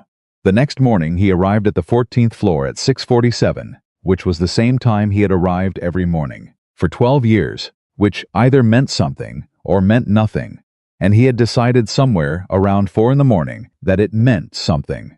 His access badge had been reactivated overnight. Harold Briggs had arranged it, which was a small act of administrative competence that Nathan appreciated more than he expected to. The coffee was already made when he got there. Marcus had gotten there first. They stood in the small kitchen, off the main workspace, and Marcus handed him a cup, and they didn't say anything for a moment, because they didn't need to. 7 o'clock, Nathan said. They're all here, Marcus said. Priya has a status presentation ready. Tell her no presentation, Nathan said. I want to hear it in their own words first. By 7:15, the core team was assembled. In the 14th floor conference room, not the big one upstairs, where the emergency meeting had happened 3 months ago, but their conference room, the one with the dent in the far wall, where someone had hit it with a chair during a particularly heated vendor negotiation 6 years ago, and nobody had ever gotten around to fixing, because Nathan had said the dent was good for morale. The dent was still there. Nathan stood at the head of the table and looked at the people in the room. Priya, with the specific exhaustion of someone who has been carrying more than their share for longer than anyone should. 2 analysts he'd hired 3 years ago, who looked younger than he remembered, or maybe he just felt older. A logistics coordinator named James, who had started as an intern 6 years ago and had been one of the quiet, steady ones who kept things running without anyone ever making a fuss about it. And Marcus, sitting at the far end of the table with his documentation log closed in front of him, like a finished thing. I'm not going to make a speech, Nathan said. I'm going to say 2 things, and then I want to hear from you. The room was very still. First, what you did here over the past 3 months, the people who stayed and kept the work going, as well as it could be kept, that matters. I know what it cost. I know it would have been easier to leave, and some of you thought about it, and you didn't. That's not nothing. That's actually everything. He looked around the table. Second, I'm back, fully. Not temporarily, not in a consulting capacity, not as someone helping the board manage a crisis. I'm back because this division is worth saving, and because the clients who are still here deserve someone who is going to pick up the phone when it rings. Any questions about that? Nobody spoke. Then Priya said the platform. 16 weeks. 16 weeks, Nathan said. No compression. What do you need? 3 more engineers, she said. The team is running on fumes. You'll have them by Friday, Nathan said. What else? The approval process, Marcus said. We need it reinstated today. Not next week. Done, Nathan said. I'm signing the reinstatement this morning. What else? James, the logistics coordinator, raised his hand slightly. The Thursday risk meetings? Back on the calendar starting this week, Nathan said. Anything else? Nobody said anything. Good, Nathan said. Let's go to work. At 9 o'clock that morning, Nathan walked into a different meeting, this one. On the 42nd floor, with Victoria and Harold and the restructuring terms Nathan had outlined 2 days ago. The terms were the same. Nobody pushed back on any of them, which told Nathan that the board had done the math and understood that the cost of negotiating was higher than the cost of accepting. The formal offer was signed at 10:45. At 11 o'clock, Nathan called Diane Cho. She answered immediately. You have 22 minutes left on your 48 hours, she said. I know, Nathan said. I'm using them. I'd like to schedule a meeting. In person. This week if you can make it. You're actually back? She said. I'm at my desk right now, Nathan said. A pause. Different from the pause 2 days ago. Less weighted. More curious. Wednesday, she said. 2 o'clock. I'll be there, Nathan said. He hung up and spent the next 4 hours on the phone, a rhythm that the team on the 14th floor could hear through his closed office door. Not the words but the cadence, steady, patient, direct, consistent. Call after call. The same Nathan they'd known, doing the thing he had always done, which was treating each person on the other end of the line as if they were the only person who mattered. At 3 in the afternoon, his cell phone rang. The number was the national retail logistics firm, the 11th client. The one he'd left the voicemail for. He picked up immediately. Mr. Cole, a man's voice, senior measured. This is Robert Kelman, CEO of Kelman Distribution. Nathan knew the name. He'd never spoken to the CEO directly. His contact at the company had always been the VP of Operations. The fact that the CEO was calling was significant in a specific way that Nathan processed in about 2 seconds. Mr. Kelman, Nathan said. Thank you for calling back. I got your voicemail, Kelman said. I have to tell you something. Please. I've been in business for 31 years, Kelman said. And in 31 years, the number of times a vendor's leadership has called me personally after a crisis to take direct accountability is exactly 1. That call was from you 3 years ago, after the vendor breakdown in the Denver hub. Nathan remembered it precisely. So when I got your voicemail yesterday, Kelman said, I called my VP of operations. And I said, what's the status of our termination notice on Vanguard Meridian? And she told me it was in final processing. A pause. I told her to pull it. Nathan was quiet for exactly 1 second. I appreciate that more than I can say, he said. Don't appreciate it yet, Kelman said. I pulled it because of you, specifically, not because of the company. If something happens and you're not there again, we're done. Are we clear? We're clear, Nathan said. Good, Kelman said. Tell me what you're planning to do about the platform. Nathan told him. All of it. The 16-week timeline, the 3 additional engineers, the complete testing protocol, the client communication schedule. He spoke for 9 minutes without notes because he didn't need notes. When he finished, Kelman said, one more question. Go ahead. Why did you come back, he said, genuinely. I heard you had something going on your own. Nathan thought about Lily, asking him the same question in different words. Is that what you want? I built something here, Nathan said. And I watched it start to disappear because the people who were supposed to protect it didn't understand what they were holding. I came back because I'm not ready to watch the rest of it go. Kelman was quiet for a moment. Honest answer, he said. Only kind I have, Nathan said. By end of business that Wednesday, 10 of the 11 target clients were confirmed as retained. The one that had gone to final processing was the only true loss, and even that came with a note that the relationship could be revisited in 18 months. The cascade that had threatened to cost the company $120 million had been stopped at approximately $31 million in confirmed losses. Still significant, still painful, but survivable. The board was informed at 5 o'clock. Harold Briggs called Nathan at 5:15. The board wants me to convey their appreciation, Harold said. Tell the board to put it in the compensation review, Nathan said. Harold laughed, a real one, not a boardroom one. I'll pass that along. That evening, Nathan had dinner at home. Real dinner, at the table, with Lily, who made pasta because she had recently decided she was learning to cook and had been watching videos with an intensity Nathan recognized as inherited. The pasta was slightly overcooked, and the sauce was from a jar, and it was one of the best meals he'd eaten in recent memory. How was it? Lily asked, watching him eat with the focused attention of a chef awaiting a verdict. Excellent, he said. You're not just saying that? When do I just say things? She considered this. Never, she said, satisfied. After dinner, after the dishes, after Lily had gone to bed, Nathan sat at his kitchen table with his legal pad and began writing something he'd been thinking about for 3 months. Not a crisis plan, not a client recovery schedule. Something different. He called it a framework. Informal.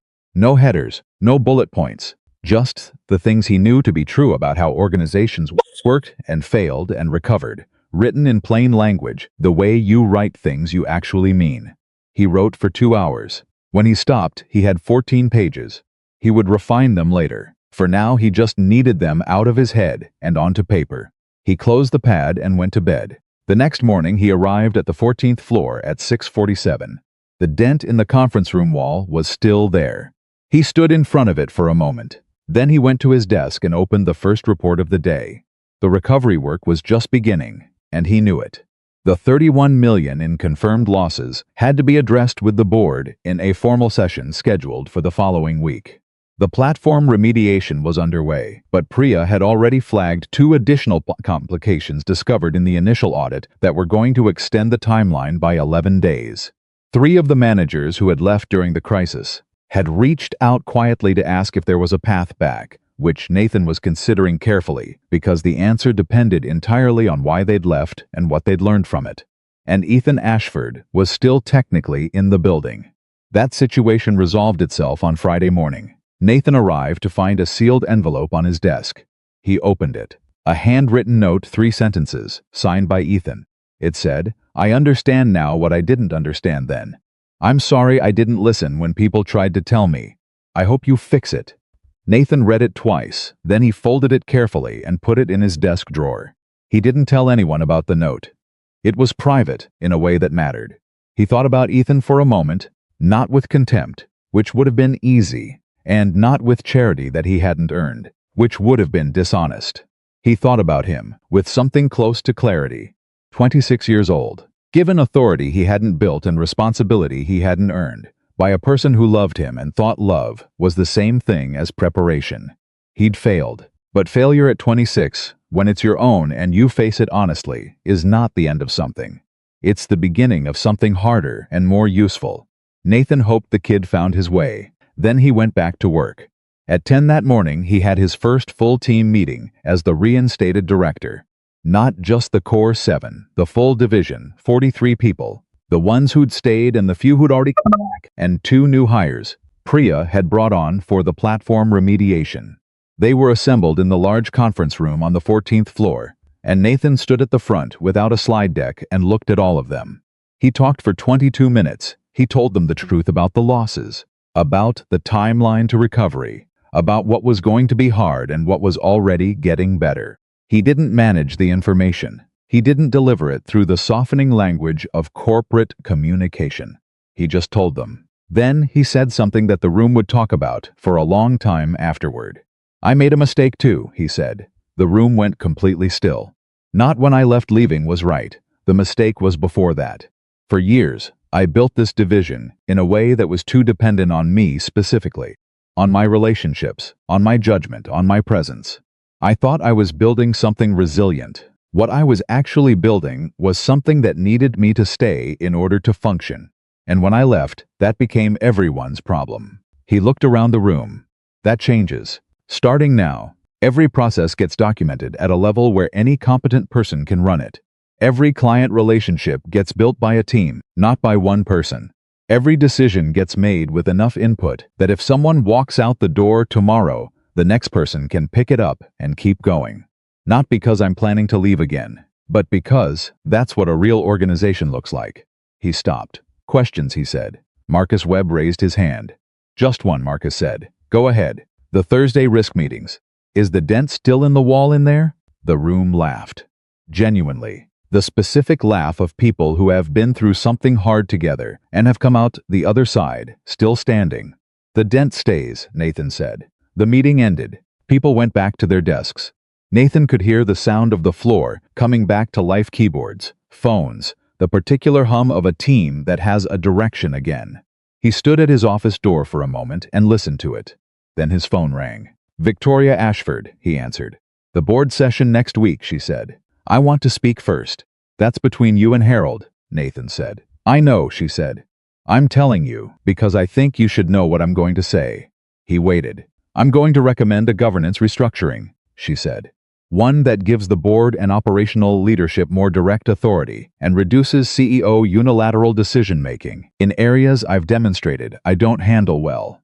Nathan said nothing for a moment. "That's a significant thing to recommend about yourself," he said.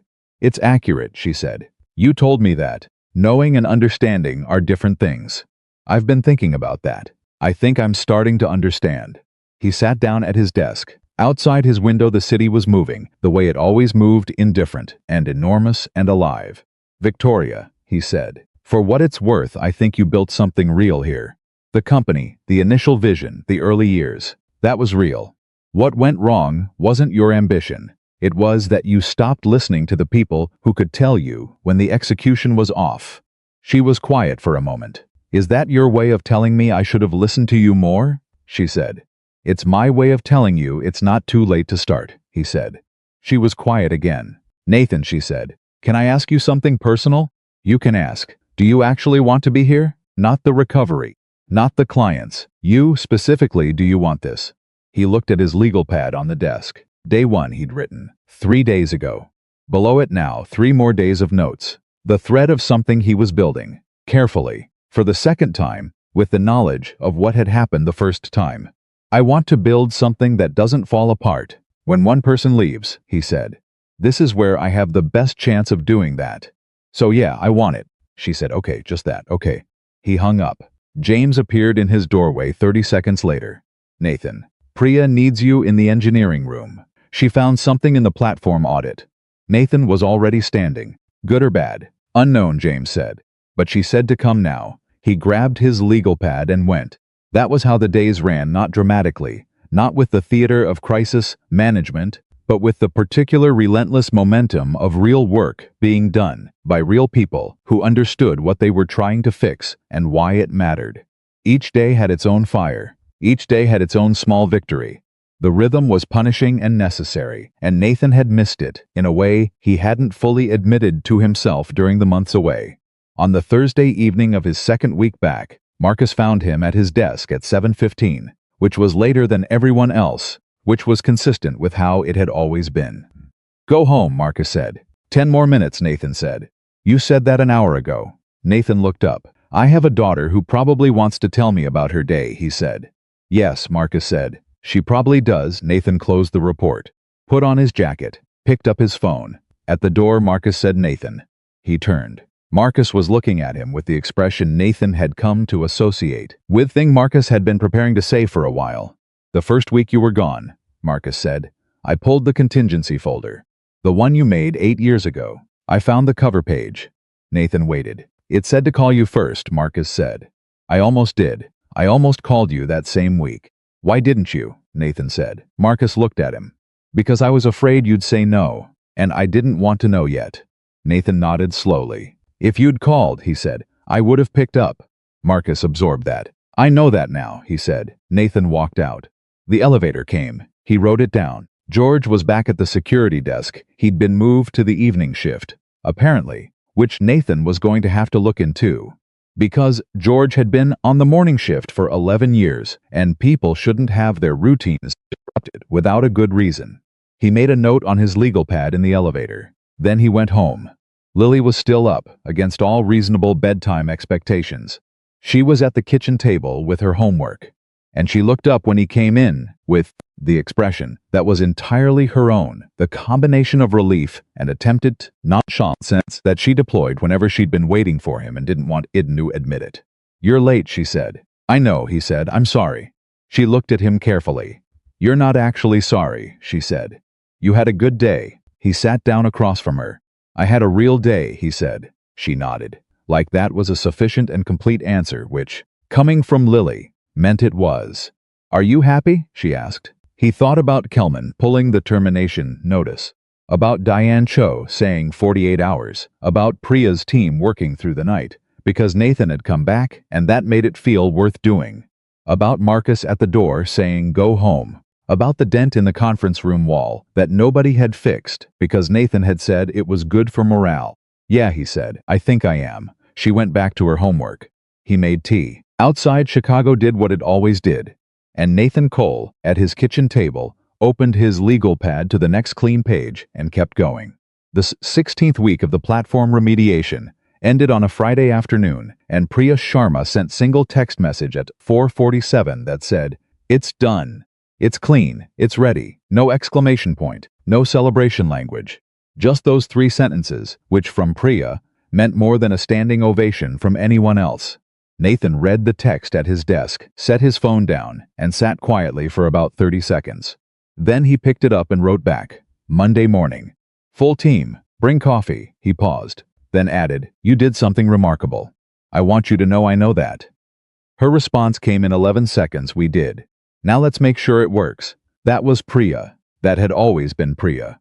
He smiled at his phone and went back to work. The 16 weeks had not been clean or linear or anything resembling the smooth recovery arc that the board had optimistically sketched on a PowerPoint slide in week 2. They had been grinding and complicated and occasionally demoralizing in the specific way that real repair work is demoralizing. Because real repair work requires you to keep finding new things that are broken every time you fix the last thing. And the discipline is not in the fixing itself, but in not letting the accumulation of broken things convince you that the whole project is unfixable. There had been a week in month 2 when 3 engineers got sick simultaneously, and Priya's team had to compress a 10-day sprint into 6 days without compromising the testing integrity, which meant 4 people slept in the office twice, and Marcus Webb ordered food delivery every night at 11, because he had decided unilaterally that feeding people was within his operational authority, and nobody was going to argue with him about it.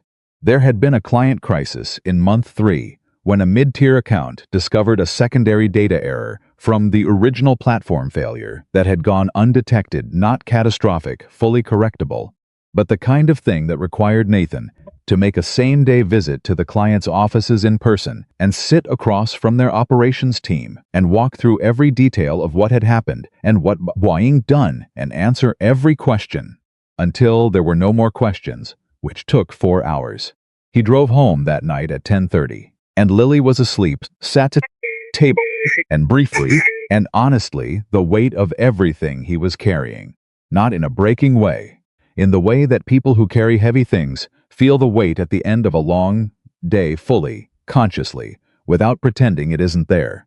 He wrote in his legal pad, day 79, client stabilized, team held, still worth it. Then he went to bed. There had also been a Thursday in month 3 that became the moment. Marcus Webb later called the quiet turning point, not dramatic enough to qualify as a climax by anyone's external measure, but significant in the way that quiet things are significant when you understand their full meaning. Nathan had been running the Thursday risk meeting, the reinstated one, and Priya had flagged a potential vendor instability that, 3 years ago, would have been exactly the kind of thing that got buried in the optimism of a growth quarter and surfaced 6 months later as a crisis. The team identified it, analyzed it, escalated it through the new approval process, and had a mitigation plan drafted within 90 minutes. No emergency, no damage, no client impact, because the system caught it before it became a problem. Nathan had looked around the table at the end of that meeting and said nothing for a moment. Then he said, "That's what this is supposed to look like." He said it quietly, not dramatically, and the team absorbed it the same way quietly, without performance. But Marcus had written it down in his documentation log, which had long since stopped being a record of disasters and had become something more like a chronicle. He wrote, Week 11.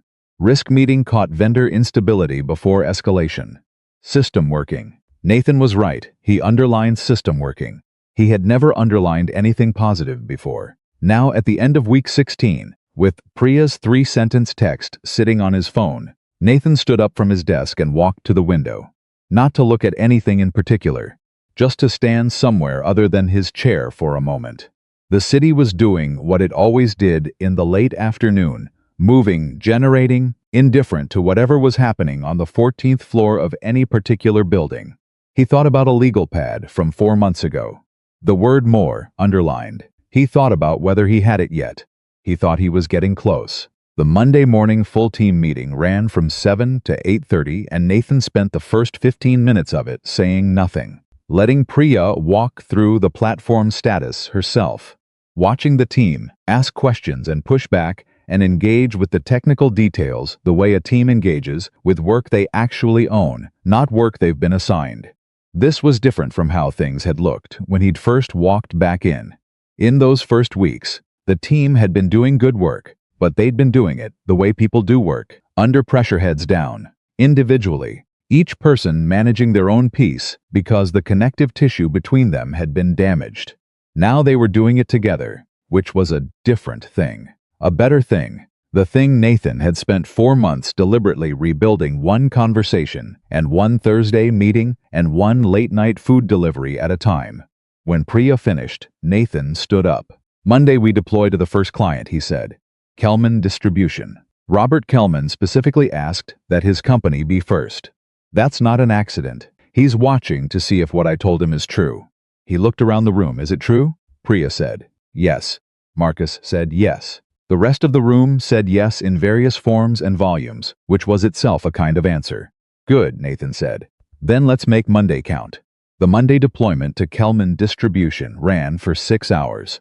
Nathan was at his desk for all 6. He did not hover over Priya's team. That was not his job and had never been his job, but he was available, continuously for the duration.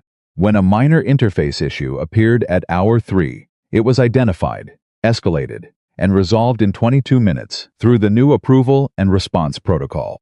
At hour 6, Priya walked into Nathan's office and said, Clean deployment. Full functionality, no errors. Nathan exhaled once. Call Kelman's VP. Already did, she said. She confirmed on their end. Everything's working. Good work, Nathan said. Priya turned to leave, then stopped, turned back. Nathan, she said. Can I say something? Always. She looked at him with the particular directness of someone who chooses their words carefully and means everyone. 6 months ago, I was updating my resume. I had 2 interviews scheduled. I canceled them when you came back. I need you to know that I don't regret it. But I also need you to know that I stayed for the work, not for the company. I stayed because I believe in what we're building. And if that ever stops being true, I'll tell you directly. Nathan looked at her for a moment. That's exactly the right thing to say, he said. And exactly the kind of thing I need to hear. Don't ever stop saying it. She nodded once. Then she went back to her team. Robert Kellman called at 4:15 that afternoon. I just got off the phone with my VP, he said. She told me the deployment was flawless. Your team gave us excellent cooperation, Nathan said. That made a difference. Don't deflect, Kellman said. It went well because your team knew what they were doing. Accept the compliment. Accepted, Nathan said. Kellman was quiet for a moment. I want to talk about the next 3 years, he said. Contract renewal. Expanded scope. I've been watching what you're building over there, and I think there's more we could do together. Nathan opened his legal pad. Tell me what you're thinking, he said. They talked for 40 minutes. Nathan wrote 7 pages. By the end of the call, the outline of a contract expansion, worth more than the original agreement, was sitting on his legal pad in his own handwriting, rough and real, and belonging to him in a way that things had not belonged to him in a long time. He set the pen down. He sat for a moment in the particular silence of a person who has achieved something they worked very hard for and is trying to let themselves actually feel it instead of immediately moving to the next thing. He allowed himself 30 seconds. Then he went back to work. The board session that Harold Briggs had been preparing for 6 weeks was scheduled for the 3rd Tuesday of that month, and Nathan arrived to it differently than he had arrived to any board session in 12 years. Not as a person presenting results to people who held authority over him. As a person presenting the future of something he was responsible for to people who were now, genuinely, partners in that responsibility. The restructuring Victoria had recommended in their phone call 2 months ago had gone through. It was not dramatic in its language. Corporate governance rarely is, but its effect was real. The CEO's unilateral authority over operational decisions had been formally limited. The division directors now had direct reporting lines to the board on matters of operational risk, and a new compensation structure had been approved that tied senior leadership rewards to the actual performance of their divisions, which meant that the people doing the work would share, materially, in the results of that work. Nathan had negotiated that last part himself in 2 separate sessions with Harold and the Compensation Committee, with a specificity and persistence that the committee found both impressive and mildly exhausting. Harold had told him, at the end of the 2nd session, "You're very difficult to negotiate with." Nathan had said, "I learned from being on the other side of it for 12 years.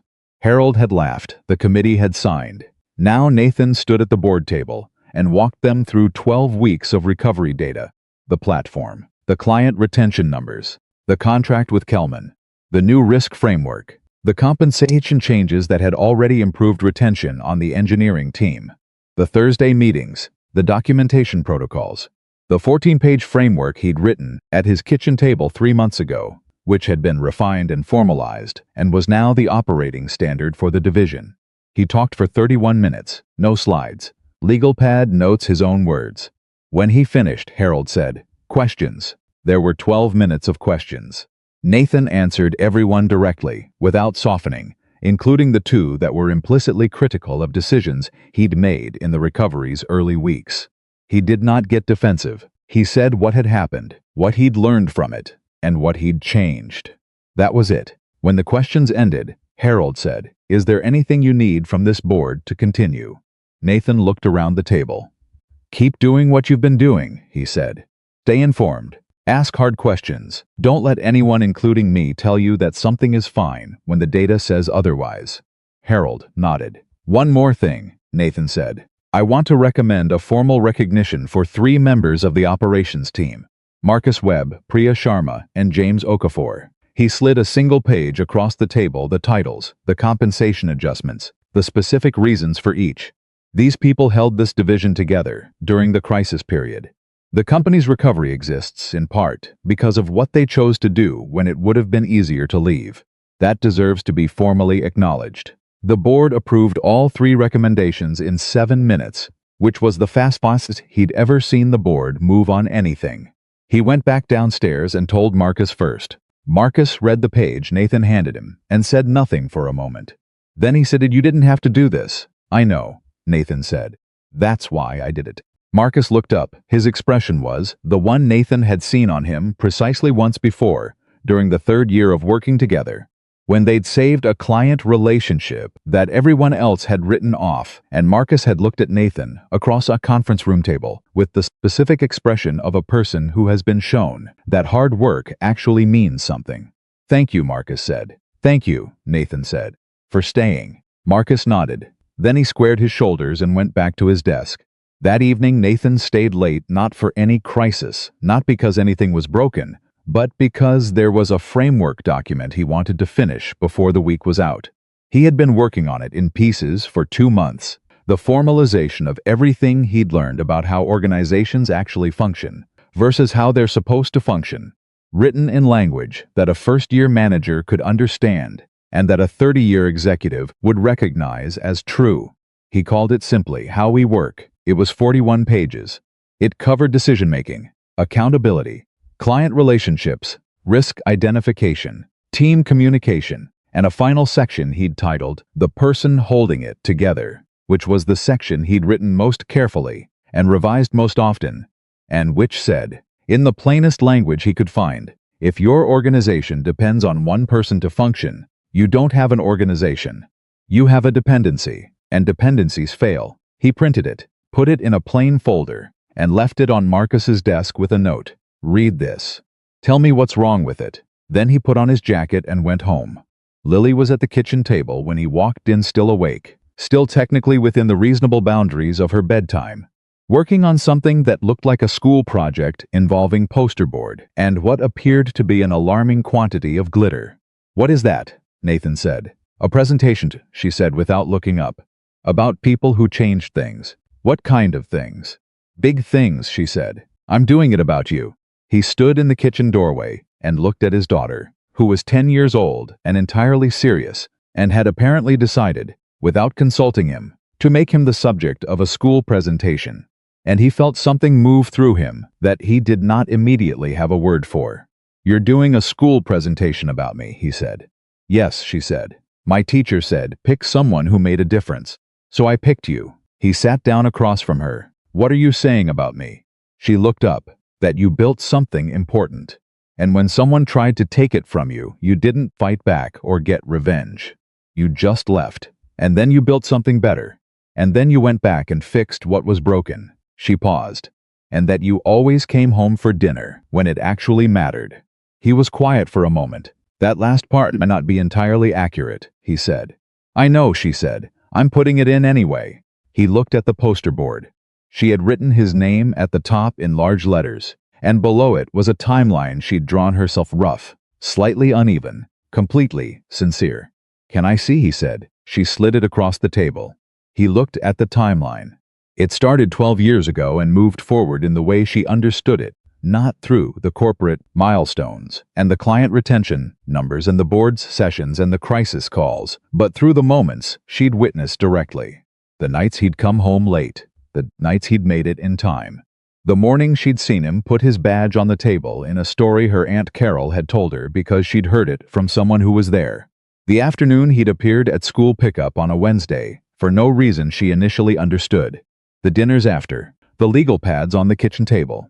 The way his voice had changed over the past 4 months, something she described in her handwriting as less tired. She had captured something true, not the complete picture. Not the version with the $120 million crisis and the 11 phone calls in one evening and the 16 weeks of platform remediation, but the true version, the human version. He slid it back to her. "It's good," he said. "I know," she said. She was not being arrogant. She was being Lily, accurately confident in the things she'd worked hard on. "Go to bed," he said. 5 more minutes. 4. She went back to the poster board. He made tea. They sat together in the kitchen for 4 more minutes. In the comfortable silence of 2 people who were used to each other, in the best way, the way where silence isn't absence, it's just another form of being together. Then she went to bed. He sat at the table with his tea and his legal pad and thought about the year. He thought about the morning he'd put his badge on a conference table and walked out. He thought about Robert Finch's phone call and the legal pad and the word more underlined on the first page. He thought about Lily's school pickup and the pizza on Clark Street and the specific quality of relief he'd felt standing on the sidewalk after 12 years of not quite breathing all the way. He thought about all of it the way you think about a journey, when you've arrived somewhere not with nostalgia, exactly, because he hadn't lost anything he wanted back, but with the particular gratitude of someone who has been through difficult things and come out knowing more precisely who they are. 3 weeks later, the division posted its first post-recovery quarterly results.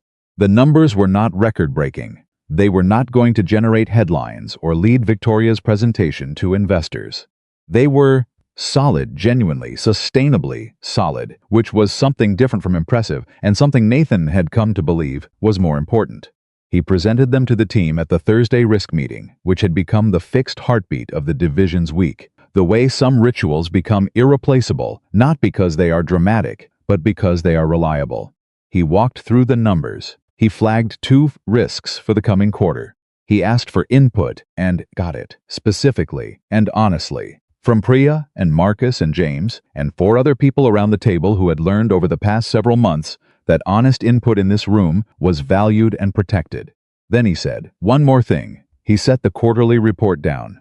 "A year ago, I was sitting at a conference table on the 42nd floor, and someone told me I'd be reporting to her nephew. And I made a decision in about 30 seconds that I've had plenty of time to think about since." He paused. "I don't regret leaving. I want to be clear about that. Leaving was right. But what I've been thinking about lately is what I learned from the fact that things fell apart as fast as they did when I left." The room was quiet, listening. "What I learned," Nathan said, "is that the most dangerous thing a leader can do is become the answer to every question. Because when you're the answer to every question, the question the organization never learns to ask is, how do we find the answer ourselves?" He looked around the table. "That's what I built wrong the first time, and what we've been building right this time." He closed the quarterly report. "The test of what we've built," he said, "is not whether this division works when I'm here. It's whether it works when I'm not. And I want us to get to the point where the answer to that is yes. Clearly, consistently, yes." Marcus said, "We're getting there." "We are," Nathan said, "not there yet. Getting there." The meeting ended. People went back to their desks. Nathan stood at his office window for a moment. The same window, the same city, the same indifference of the world outside. His phone buzzed. A text from a number he now recognized immediately, Diane Cho. It said, "Q3 results came through our end. Everything correct, everything on time. Wanted you to know." He wrote back, "Thank you for staying." Her response, "Thank you for coming back." He put the phone in his pocket. Sandra Reyes had her first official anniversary at Cole Strategic Solutions that same week. She had built the client relations function of the consulting firm from scratch, starting, and the clients Nathan had taken on in his kitchen table, months, and expanding steadily through referrals and reputation, and the specific force of Sandra's ability to make people feel genuinely understood, which was a skill that could not be taught and could only be recognized and given room to operate. She called Nathan that evening, not to report anything operational, but just to say, "I want you to know I'm exactly where I'm supposed to be." "So am I," Nathan said. "Is that actually true?" she said. "Both places at once?" He thought about that. Cole Strategic Solutions was still running. Sandra had built it into something that didn't require Nathan's daily presence, which had been the plan from the beginning. The division at Vanguard Meridian was recovering in ways that were real and measured and genuine. Both things were his. Both things were built to outlast him. Both things were full of people who were doing excellent work and who didn't need him to be the answer to every question. "Both places," he said. "Yes," she said, good, and meant it. The conversation he'd been avoiding with himself for several months, the one about what he actually wanted the next chapter to look like, arrived on a Saturday morning in early spring, when Lily had a soccer game and Nathan sat on the bleachers with a cup of coffee and watched her run and thought about nothing work-related for a full 90 minutes, which was something that had not happened on a Saturday in over a decade. He watched Lily chase a ball across a field with her full 10-year-old heart, unself-conscious and fierce and completely present, And he thought, this is what I was protecting. Not a company, not a client relationship, not a profit margin, or a board meeting, or a quarterly report. This right here, the space to sit on bleachers on a Saturday morning and feel like a person, not a function. He had that now. Not perfectly, not every week, but enough genuinely, sustainably enough, that the word meant something real and not just aspirational. Lily scored a goal in the second half and turned immediately to find him in the bleachers, which he had learned over the past several months was something she did. Now the checking, the finding, the small confirming look that meant she knew where he was. He raised his coffee cup. She grinned and ran back into the game. He thought about the 14-page framework he'd written at his kitchen table, which was now 41 pages and was the operational foundation of a division that was finally building itself into something that didn't require one specific person to hold it together. He thought about a note from Ethan Ashford in a desk drawer that said, "I hope you fix it." He thought about Harold Briggs, who had called him on a Tuesday afternoon when the company was falling apart and spoken to him with the directness of a man who had run out of better options and was, for the first time, trying honesty. He thought about George at the security desk, who was back on the morning shift as of 3 weeks ago, because Nathan had looked into it and found that the shift change had been purely administrative and reversible, and reversed it, because some things are small and matter anyway. He thought about a conference table and a badge placed on it, like a man closing a book he'd finished reading. He thought about more underlined on a legal pad at a kitchen table at 11 o'clock at night, when everything was uncertain and the next page was completely blank. He had more now, more time, more presence, more honesty between himself and the work he did, and the people he did it with. More of the thing he'd given away for years, without stopping to ask whether the giving was going to the right place. More of himself. Lily's team won by 1 goal. She ran off the field and directly to him, still breathing hard, her hair pulled loose from the ponytail she'd put it in that morning. "Did you see?" she said. "I saw everything," he said. She sat down beside him on the bleachers and accepted the water bottle he handed her and drank half of it without stopping. Then she looked at him with the particular sideways assessment she'd been doing since she was old enough to read faces. "You seem different," she said. "Different how?" "Like you're actually here," she said. "Like your whole brain is here, not just the part that's not thinking about work." He looked at her. "My whole brain is here," he said. She studied him for another moment, with the seriousness of a 10-year-old who takes these assessments seriously, and then apparently found what she was looking for because her expression shifted into something simpler and more open. "Good," she said. "That's how it should be." She was right. That was how it should be. It had taken him 12 years, and 1 moment of clarity at a conference table, and 4 months of rebuilding, and 1 more year of fixing and building, and paying attention to get there, but she was right. That was how it should be. Nathan Cole had learned, the long and expensive way, that the measure of a person's work is not how indispensable they make themselves to the people above them. It is how strong they make the people around them. How much truth they speak when truth is hard. How many mornings they show up fully, not just professionally. How clearly they understand the difference between being needed and being valued, and have the courage to walk away when someone offers them the first, while withholding the second. He had built a division that could run without him. He had built a consulting firm that could operate in his absence. He had built a team of people who told him the truth because he had made it safe to do so. He had negotiated terms that acknowledged what he actually generated. He had accepted an apology without letting it rewrite history. He had taught his daughter, by example rather than instruction, what it looked like when a person chose themselves without abandoning the people who counted on them. He had done all of it, without revenge, without bitterness, without the performance of a man who wanted to be seen winning. He had simply done the work, and the work had spoken, and the people who mattered had listened. The greatest leaders are not the ones who make themselves irreplaceable. They are the ones who build something strong enough to outlast them, and who have the wisdom to know the difference between the two. Nathan Cole finally knew the difference, and that made all the difference.